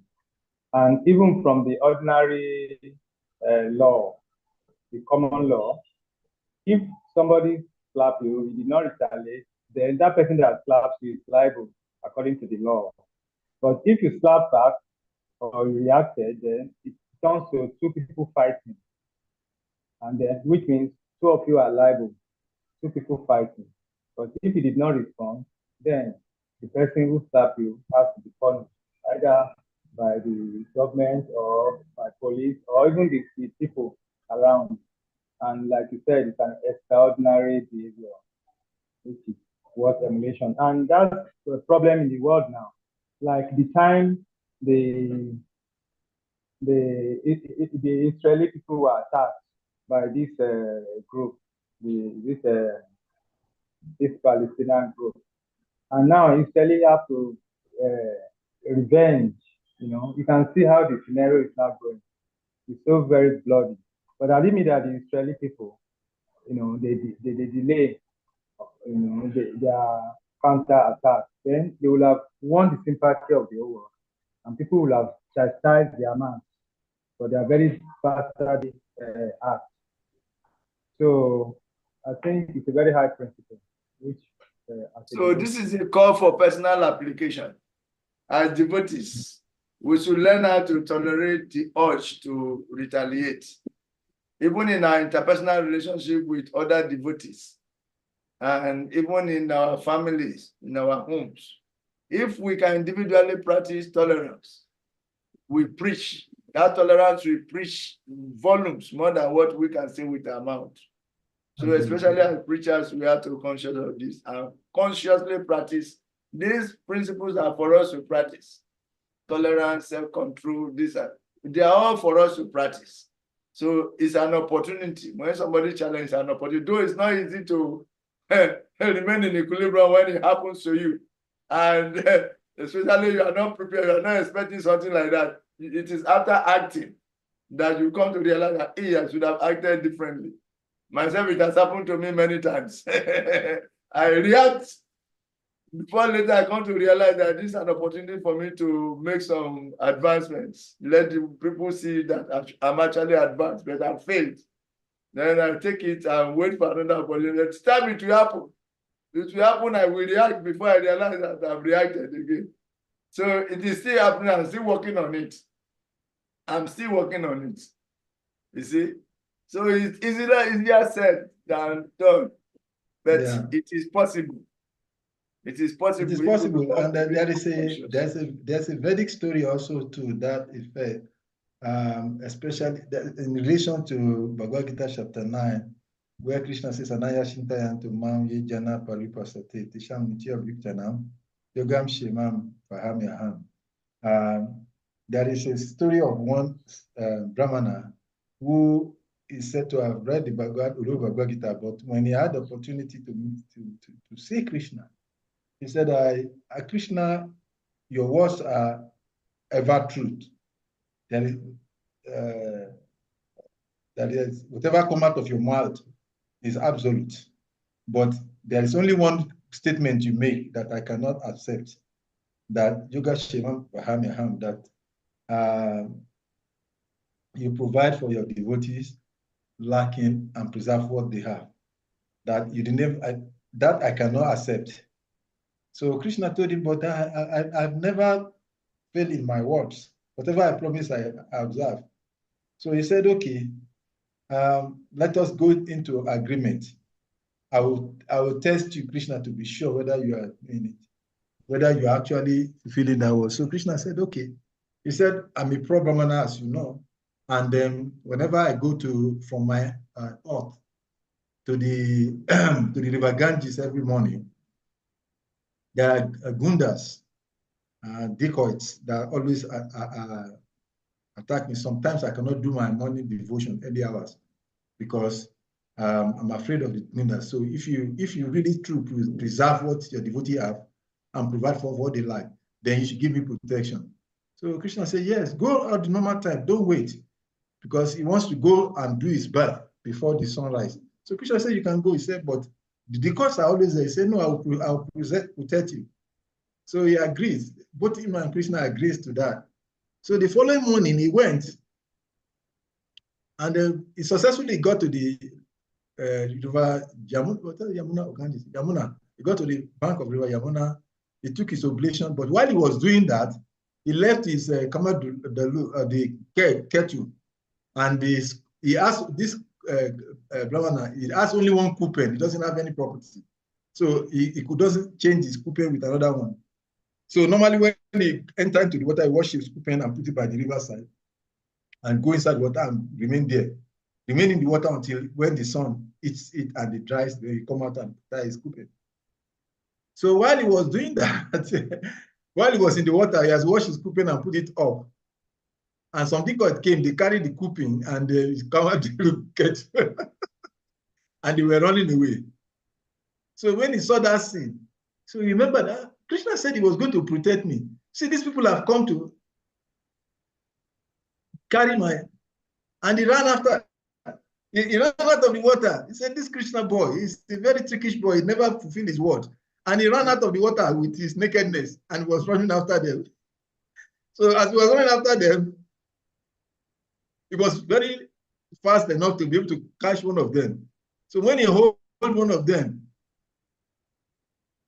he carried his hand and tried to eat the Gunda, and he broke his hand.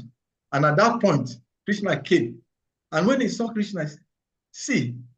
So Krishna protected him, and then the Gundas were driven away. So he engaged in conversation with Krishna and said, Krishna, I told you had never fulfilled your words. See, these people, they have carried my cooking and kettle. You didn't protect me. And when they were even beating me, you didn't come. You allowed them to until I got wounded.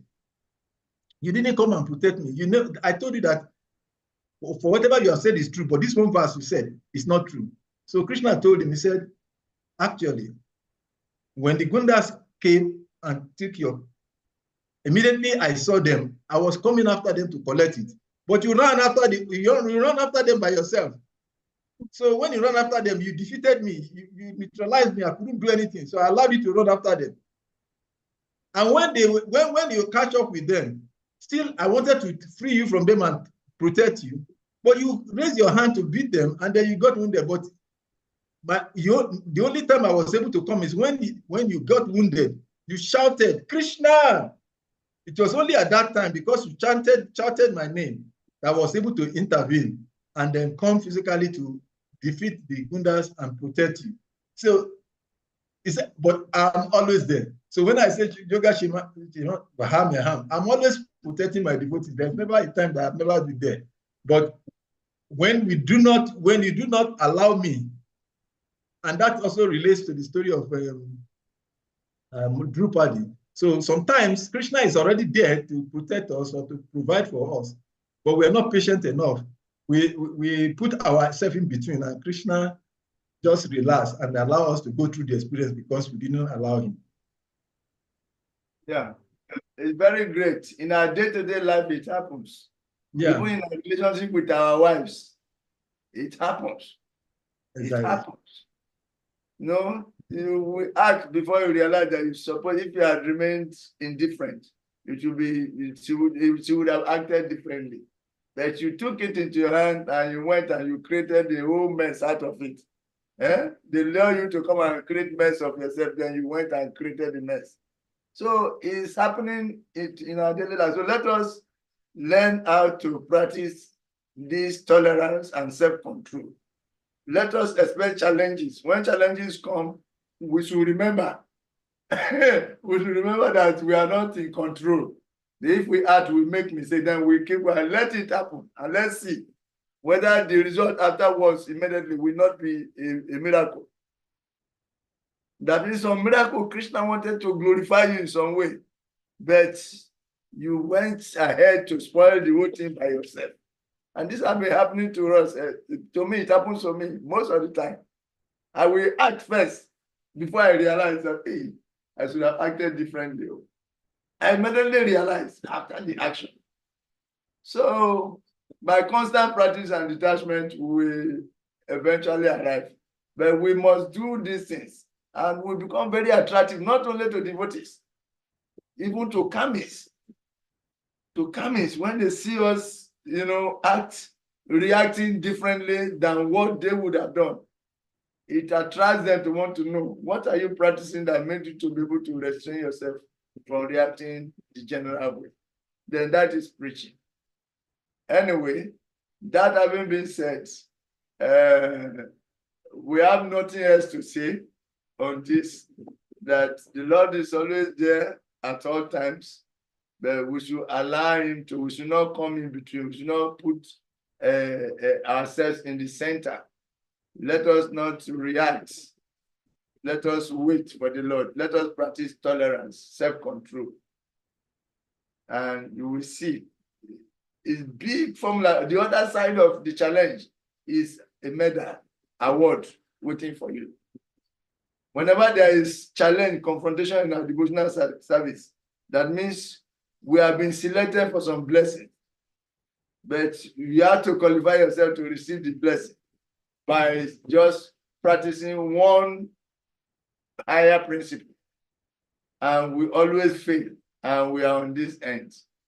Almost there, but we couldn't receive the medal. So it is happening to us as devotees. Let us become more conscious, and we see ourselves receiving miracles upon miracles. Okay. Nevertheless, if we see some madman violent with weapons, I don't think it is wise to stand there to receive the weapon. It's good to move backwards, out of range. So we have to use our intelligence in applying these principles. Sometimes we used to use our intelligence. To move away doesn't mean you you're actually running away. You are avoiding some steps. Let's take some steps, especially if it's a dangerous something that can result into death or something. You can move some steps backwards and leave the rest, or you maybe shout Krishna or something like that. Let's practice it. Otherwise, we fall into the category of parrot chanters. That the parrot chanters, what distinguishes them from the real chanters is that when they are provoked by challenges, when the tiger of death appear, the parrot chanter forgets Krishna and immediately hey, it's something else.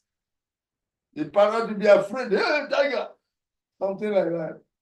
Then he has failed the test. But the devotee who is practiced in self-control and tolerance, we say, hey, Krishna. And immediately Krishna take control. Hare Krishna.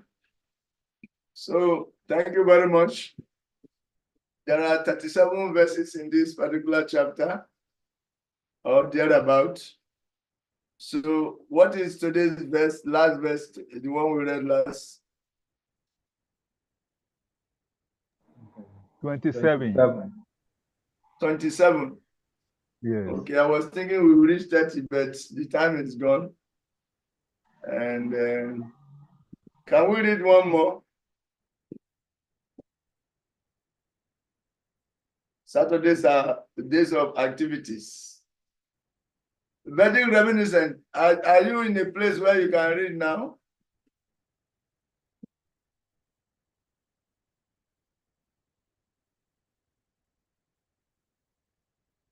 Or you are not even there at all? Chitraketu Putra, read this one. Read the next verse. Hare Krishna. Hare Krishna. So the next, can you give me? Start there. That will be 28, right? 29 also. Oh, Tadea Parata. 28.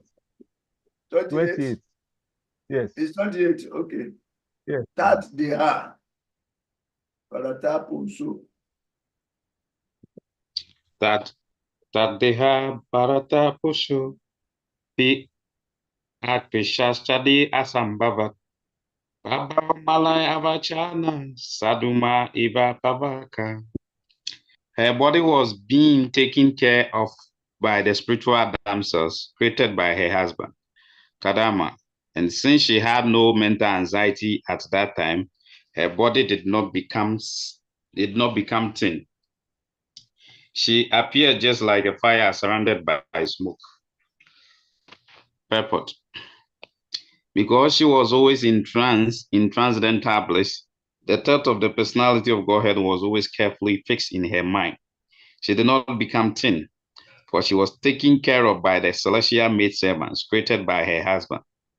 It is said, according to the Ayurvedic medical science, that if one is free from anxieties, he generally becomes fat.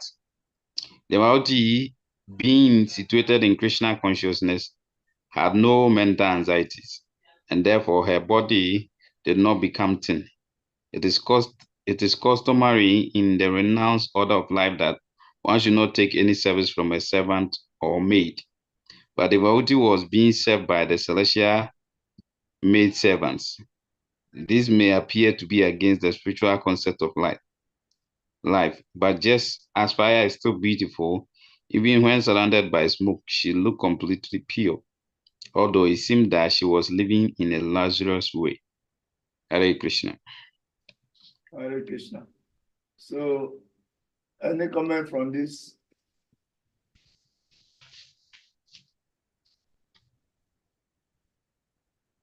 Chitra, Krishna. any comment Yeah. from something that got your attention while we are reading? Well, as Prabhupada has mentioned in the comment, he's saying that two things that Prabhupada has said that has caught my attention. Said that in the Ayurvedic medical science, if one is free from anxieties, he generally becomes fat. When one is free from anxiety, becomes fat, yes. Means that your mind is peaceful. Yes. And also, one should not accept, especially what he is saying, one should not accept service from a servant or maid. So in this case, one should not take any service from. It is a customary in the renounced order of life that one should not take any service from a servant or a maid.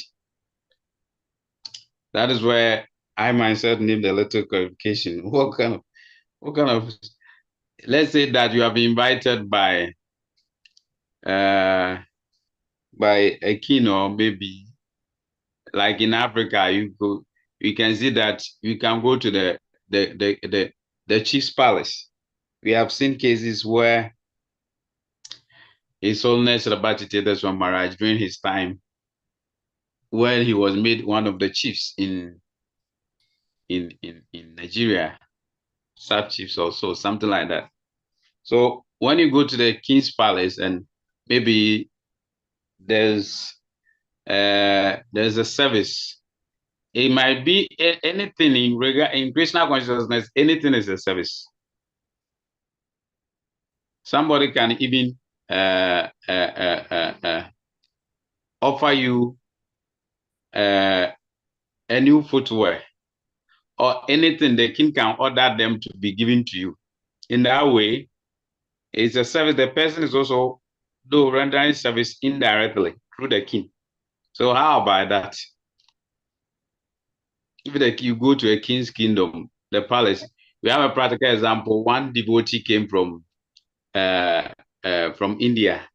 Recently, Chaitanya Bhagavatam came to our great kingdom, the Ashanti kingdom, and he was there, and they rendered him a bit of service. So how is that circumstance? That is even too far. God will say, for the sake of preaching, adjustment can be made according to time, place, and circumstances. And the intention is what is being taken. But what about, okay, our sannyasis, they come around and they receive service from us. And somebody even is assigned as a personal servant to the sannyasi, whereby he washes his clothes and clean the place and all that. So is that not a service? Because this particular voice is relating to renunciation. One who is entering into the renounce order, or one who is who says renounce, he is supposed not to accept any service from anyone. So why are our sannyasis receiving services from us?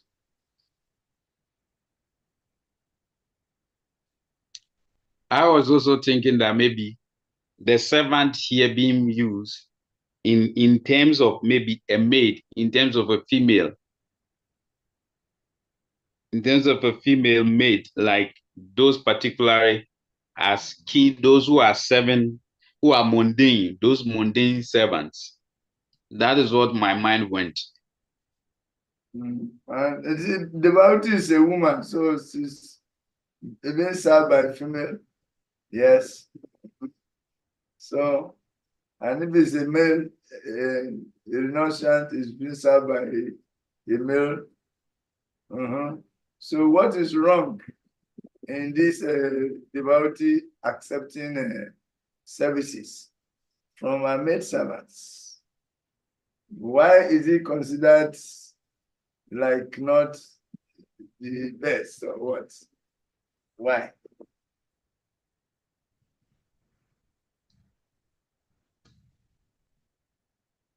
Maybe it's because the person is a Sudra. You know, most of the times it is Sudras. They are of the low class and low mentalities, and let's say low distance, low culture, and even low habits. Yeah.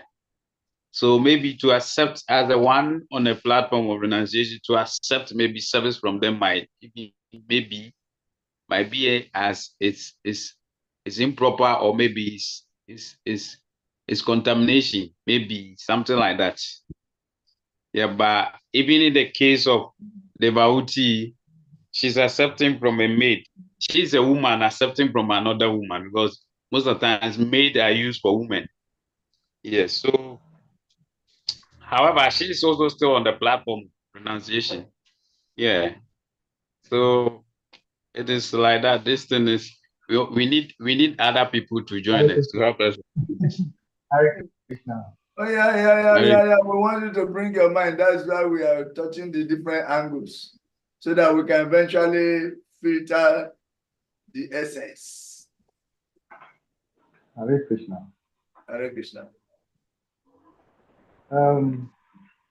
The way I can see it, or I understand the situation, somebody who is in the renounced order of life supposed to be self-sufficient, and the person is continuously moving from one place to the other. So it's not a situation whereby when you are moving, your mates, your people move along with you.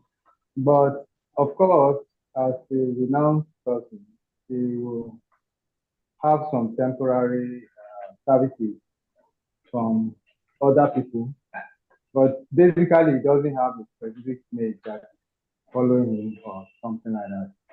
And in the case of the Bauti, you know, a particular situation, even though she has renounced and was not even conscious of her necessity. So that was our own situation. But basically she's renounced, and then being a woman, the husband that left home now has no mate, nobody is ministering to him. They are self-sufficient, and then they renounce order of life. So the renouncement doesn't need any particular permanent mate or something. That's the way I see it. Hare Krishna. So what is the difference between Vedic culture and Krishna consciousness? It's the same thing.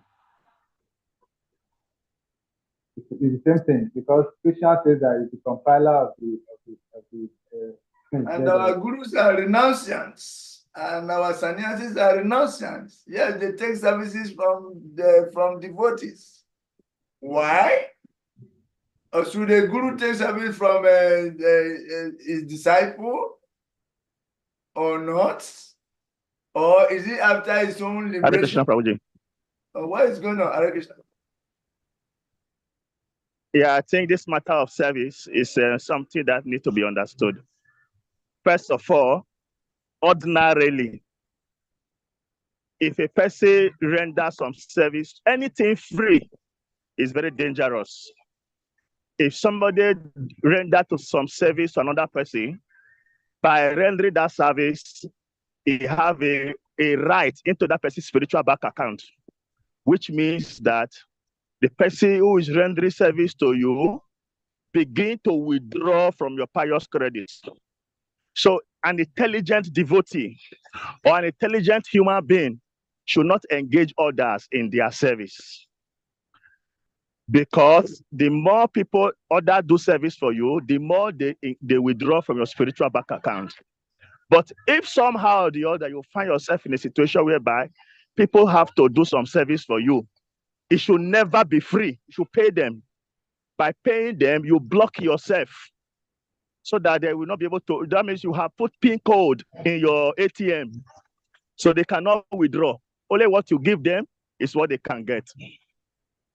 But the situation of the pure devotees is such that they are paradukaduki. Actually, they take the pain of others upon themselves and they are ready to go to hell to help others.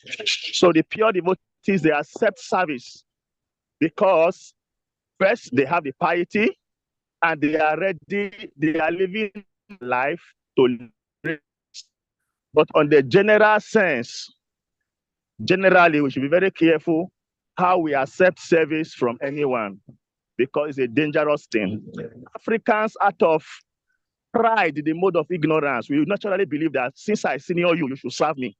But we are not knowing the danger in receiving service from anybody. Even General Bhishma Dev find himself in a precarious situation because he was being fed by Duryodhana. Or even the acharyas, there were two acharyas who were with Duryodhana. They were helpless because they were depending on Duryodhana. So when you depend on anybody, materially, spiritually, you are indebted to that person. So we should be very careful not to be indebted to anybody. If you receive service from somebody, you have to pay. If you do not pay physically, it's either you have to take bet again and come and pay. Krishna himself demonstrated this in two Leelas. As Lord Ramachandra, he became so indebted to the monkeys and he promised them that he will have to come back again to repay them. And because debt is something you must pay. So Krishna, when Krishna came back again, when he came back again as Krishna, he had to steal to pay for the service that was rendered to him in his previous incarnation as Lord Ramachandra. He has to pay, take a huge risk by stealing to be able to pay. The another instance, Rukmini had chastised Krishna, and Krishna told Rukmini, I do not have a heart. I am so indebted to my devotees that the only thing I have to pay them is that I have given my heart to them. So they are in control of my heart. They take care of my heart. Then in Nectar of Devotion, there are transcendental 6 characteristics of devotional service. And one of them is Sri Krishna. I cannot remember, but in the translation, he said, devotional service is the means by which we purchase Krishna. So ordinarily, in a simple language, you serve anybody or anybody serve you, the person goes into your account and withdraw. So if you don't have enough pious credit, don't allow others to serve you. And if anybody have to serve us, we should pay them. We should remunerate. We should give something immediately in return. When I was in Lagos, there was a lady, her name is Nirvana. She was always cooking and bringing for Maharaj. Always, she does that. Maharaj will do one thing. After turning the prasadam from the plate, somebody will go and wash the plate. Maharaj will say, bring the plate for me. Maharaj will put one tulasi leaf inside and send it back to the lady. So one day, jokingly, we said to Maharaj, why do you have to, this woman, does she not have to lastly live in her house?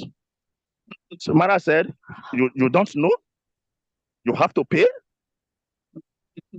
You have to pay. So somebody give you something, you must give something in return. If you think, oh, it's my right, yeah, that means a debt is waiting for you, which you have to pay in this body or in the next. In our national council, some people were owing the council. His Holiness Kavichandra Swami Maharaj made a statement.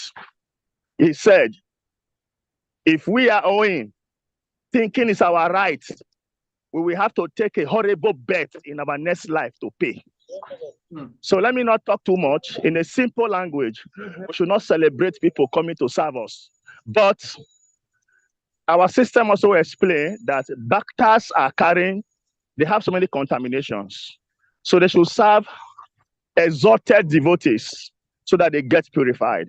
But if you are not exalted to that level, you should not allow any bhakta to serve you, thinking that because I'm a Brahmana, come and serve me.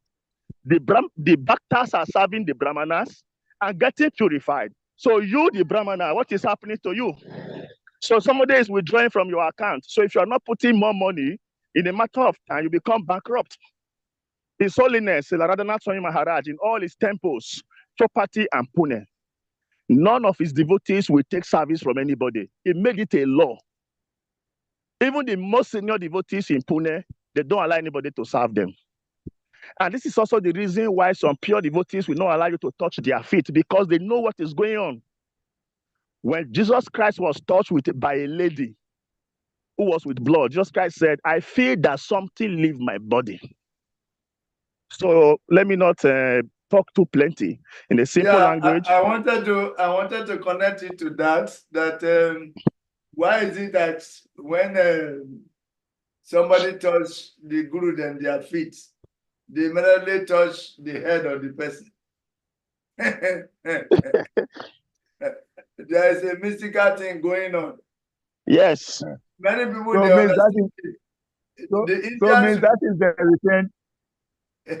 The Indians you see, when you come, they say you are sadhu. They try to serve you. They do everything to serve you. They serve you like anything. They cook. They bring you to the house. They serve you. They are even hand feeding you. You finish. They encourage you to take more. They serve you. They sometimes buy something. They know what they are doing. They know that by serving a great person, you get blessings from the persons. Yes. So when you become happy, then it will relieve you of all. That means you are humble. You have humbled yourself that you are not pure. You have a lot of karma to let's help me remove some so that things will be easier for me. So that is why they serve. So if you are at the point of receiving these services without you yourself transferring the service to someone higher, if you also don't become a better servant of your superiors, you absorb it. And as Yadu Nadi said, they are collecting your credit. They are collecting your credit, and that is it. They collect the credits, your account is getting depleted, and you have to struggle to replace it. That means you have to, whatever you receive, you also engage that in the service of the superior. Whatever you receive, don't receive in the mood of self gratification. You utilize it. Even Lakshmi, when they give you Lakshmi, you immediately engage the Lakshmi in devotional service. That's why the sannyasis they collect from the householders and they put it in a project within the environment. They just look around what project is going on, they receive it and they put it there immediately. And so when they collect Guru Dakshina, they collect the Dakshina, they immediately give it to the temple, for some service, some specific services. So it is a whole sense of give and take. When you take and you try to absorb it without transferring it, then you are doing yourself. But it is just the exchange of love among devotees. Okay? Dadati pratigrihinati. Unyam akyati prishati. Umte bhujayate chaiva. Sadvida priti laksana. These are the 6 ways of loving exchanges among people. Give and take. Give and take. But if you are taking, you should also give something in return. Understand? You receive prasad, you give transcendental knowledge. You receive prasad, you give transcendental knowledge. It's also give and take. So in any of our festivals, all these processes are in practice. You can't say, I will not take when they are giving me the service. I will not take. You are like being selfish. Receive it in the proper mood and also engage it in the proper mood. In this way, the cycle becomes complete. The giver benefits, the taker also is not exhausted. He also benefits. He uses it to plant the seed also by giving it somewhere. That's why to absorb Krishna stuff and anything just for personal self gratification, you are endangering your own devotional kripa. So, yes, they touch the feet, they touch the head back to balance the energy. Very mystical. Even gurus, I think they can absorb it now, but they also touch the head back. Even gurus, you have had the person, you touch their feet, they touch your head back. Even gurus are cautious. They are very alert spiritually. So as you touch them, they also transfer some balance like that. Look. Hare Krishna, Prabhuji. Hare Krishna. Please, there was a statement, there was a question you asked Madhavan Prabhu. Yeah. I stand to be corrected, but I think the answer he gave was not correct. Okay. You asked what is the devotional service and Vedic culture. Prabhu says the same, but devotional service and Vedic culture is in no way the same. Devotional service is different, Vedic culture is different. What we are doing as Hare Krishna devotee is not Vedic culture. We're not following Vedic culture, we are doing devotional service. 80% of Vedic culture is for self-gratification, materialism, but devotional service is purely different from that. You may explain better, but what I know is that devotional service and Vedic culture is not the same thing. It's two different things entirely. So you Actually, can correct it. devotional service is the essence of Vedic culture, the essence of Vedic culture. But within the Vedic culture, most of the things, the Vedas are actually carrying the flowery languages. They are for Kama Kandis, mainly. Kama Kandis. Those who are engaged in activities for some results. Then regulations are given so that while performing and receiving whatever they are looking for, they are getting gradually elevated. They don't get lost. Okay? So Kama Kandis are giving these Vedic regulations so that when they are doing their activities, getting what they want, they are still getting elevation gradually. But devotional service is actually the essence. That's why Vyasadeva was despondent after glorifying the Vedas and presenting it for everybody. It's like, now I say, you are not happy. Why? He said, myself, I wanted to ask you, I was waiting for it.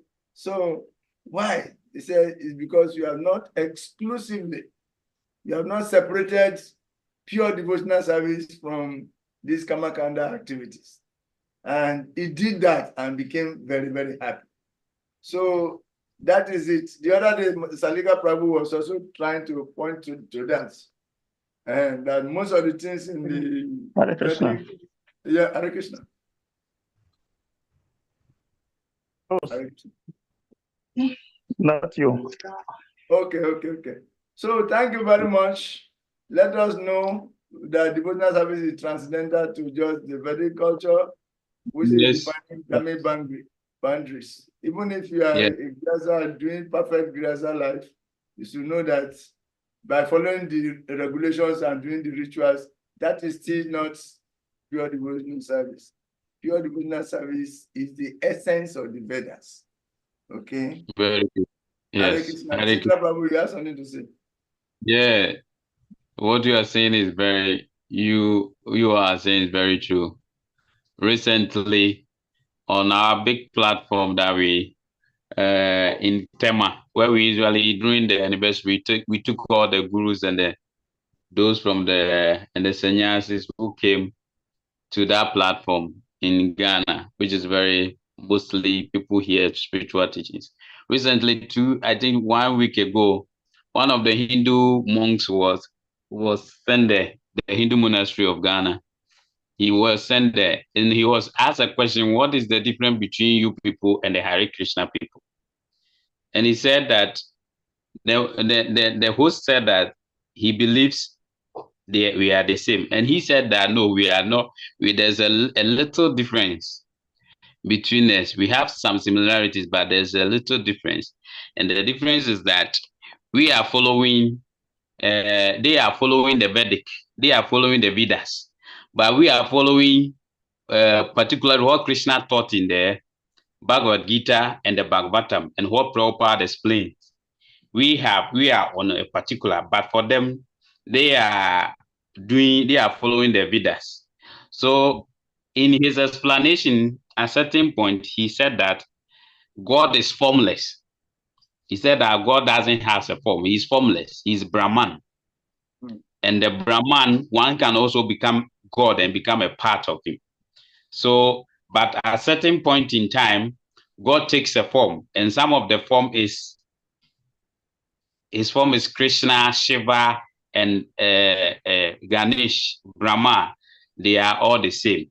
They are the same one person. So, but the essence I'm telling here is that he particularly mentioned that he quoted the Bhagavad Gita in support of his explanation. They believe everything and following the Gita as is from a superior. But he said that we follow only the Bhagavad Gita and the Bhagavatam and everything Prabhupada has explained and Krishna has said. And I could realize that, yes, the devotional service is different. Bhakti is different from Vedas or the Vedic. So he himself even said that and proved that.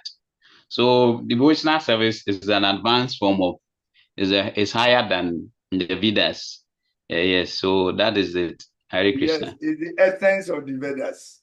All the Yes. Vedic scriptures are to lead you to the point of devotional service, and which is exclusively contained in the Bhagavad.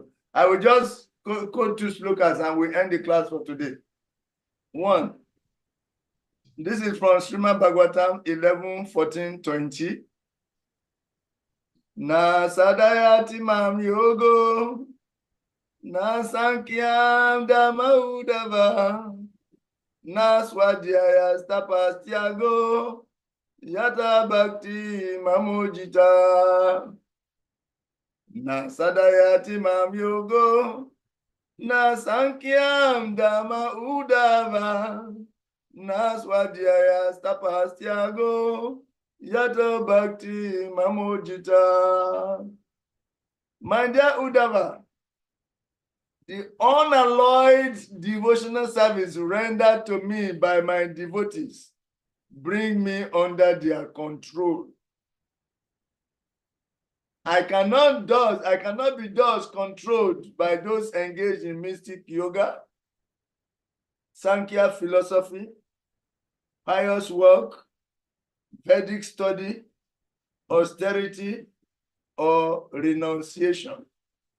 So this all glories of devotional, pure devotional service key, Jai.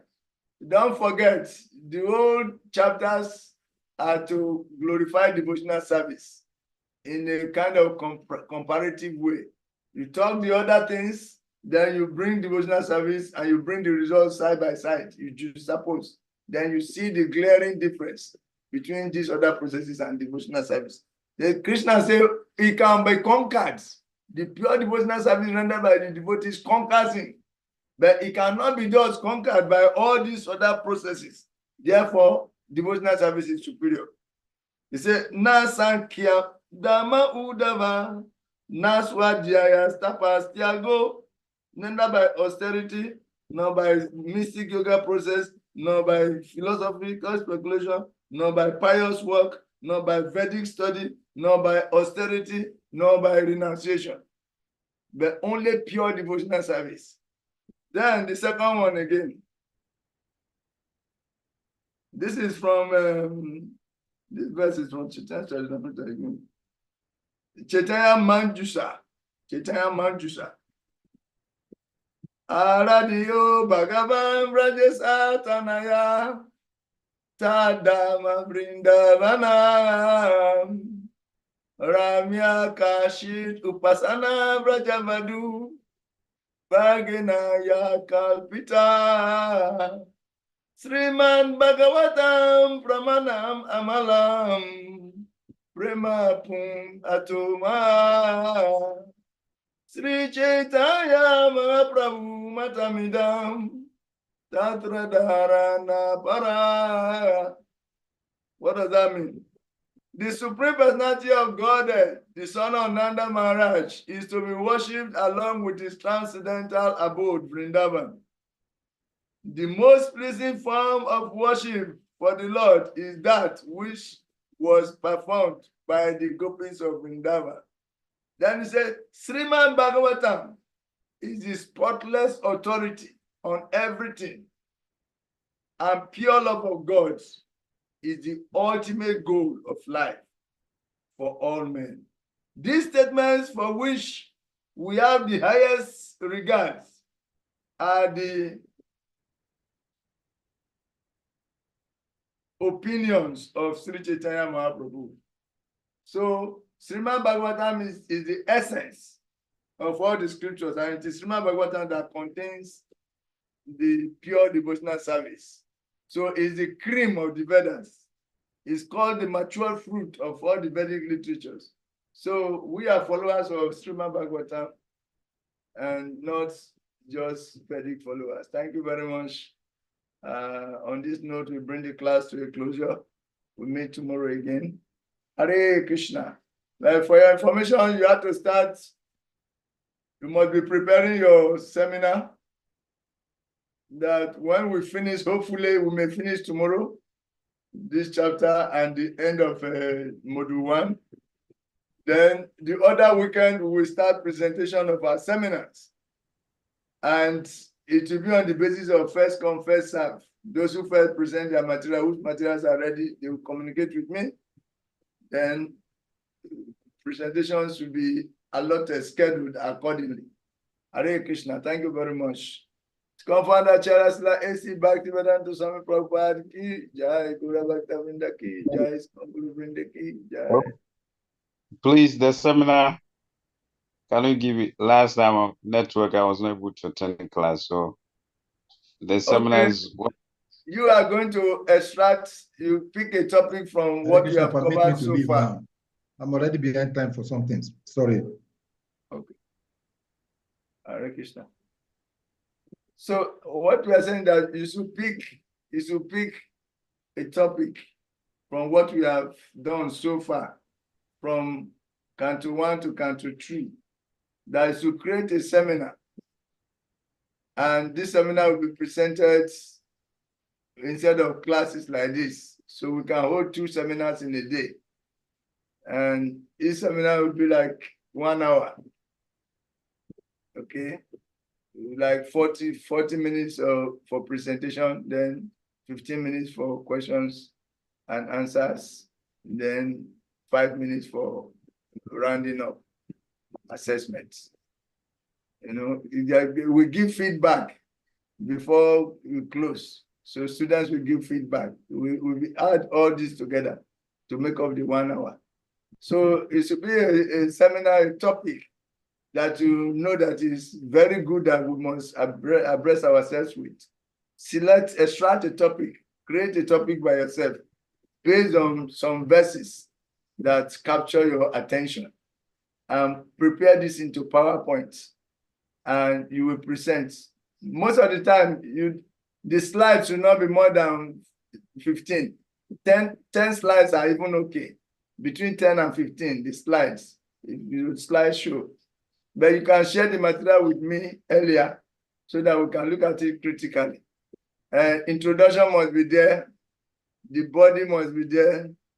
What you want us to understand. And in the end, what you want us to really imbibe in it, the aims and objectives must be there. Then you present your seminar. Okay? Personal application, give attention to it. Preaching application, understanding, mood and mission. Your seminars will contain things like this. So you know what is mood and mission, you've done Baptist history, you know personal application. That is why it will reflect the 3 dimensions. What is this I'm talking about? How is it applied? And why must we go into this? Knowledge, skills, and values. Knowledge, skills, and values. 3-dimensional approach. Knowledge, skills, and values. What is this? How is it done? Why should we do it? Knowledge, skills, and values. In simple, encapsulated form as PowerPoints. You present and the class will assess your presentation and they will give you marks. And the teachers will give you marks also. In the end, they will aggregate everything together and you have a score, which is a percentage of your. in the case my laptop is spoiled, so how do I? You have to prepare your points, then get somebody with the laptop to do it. You have to borrow laptop from somebody. Oh, it's not easy. You have to borrow laptop from somebody, I beg. Because PowerPoint presentation. On the screen. Project it. Hare Krishna. We can ask questions on this, maybe interpersonally, but it's very important. It's part of the assessment process. All glories to the most beautiful Lordship, the Lord of the universe. All glories to the Prabhupada Ki Jai. Jai. ISKCON Guru Vrinda Ki Jai. ISKCON Vandacharya Slaisi Bhaktivedanta Swami Prabhupada Ki Jai. Jai. Hare Krishna. Hare Krishna. Vancha Kapata Kripa Sindhu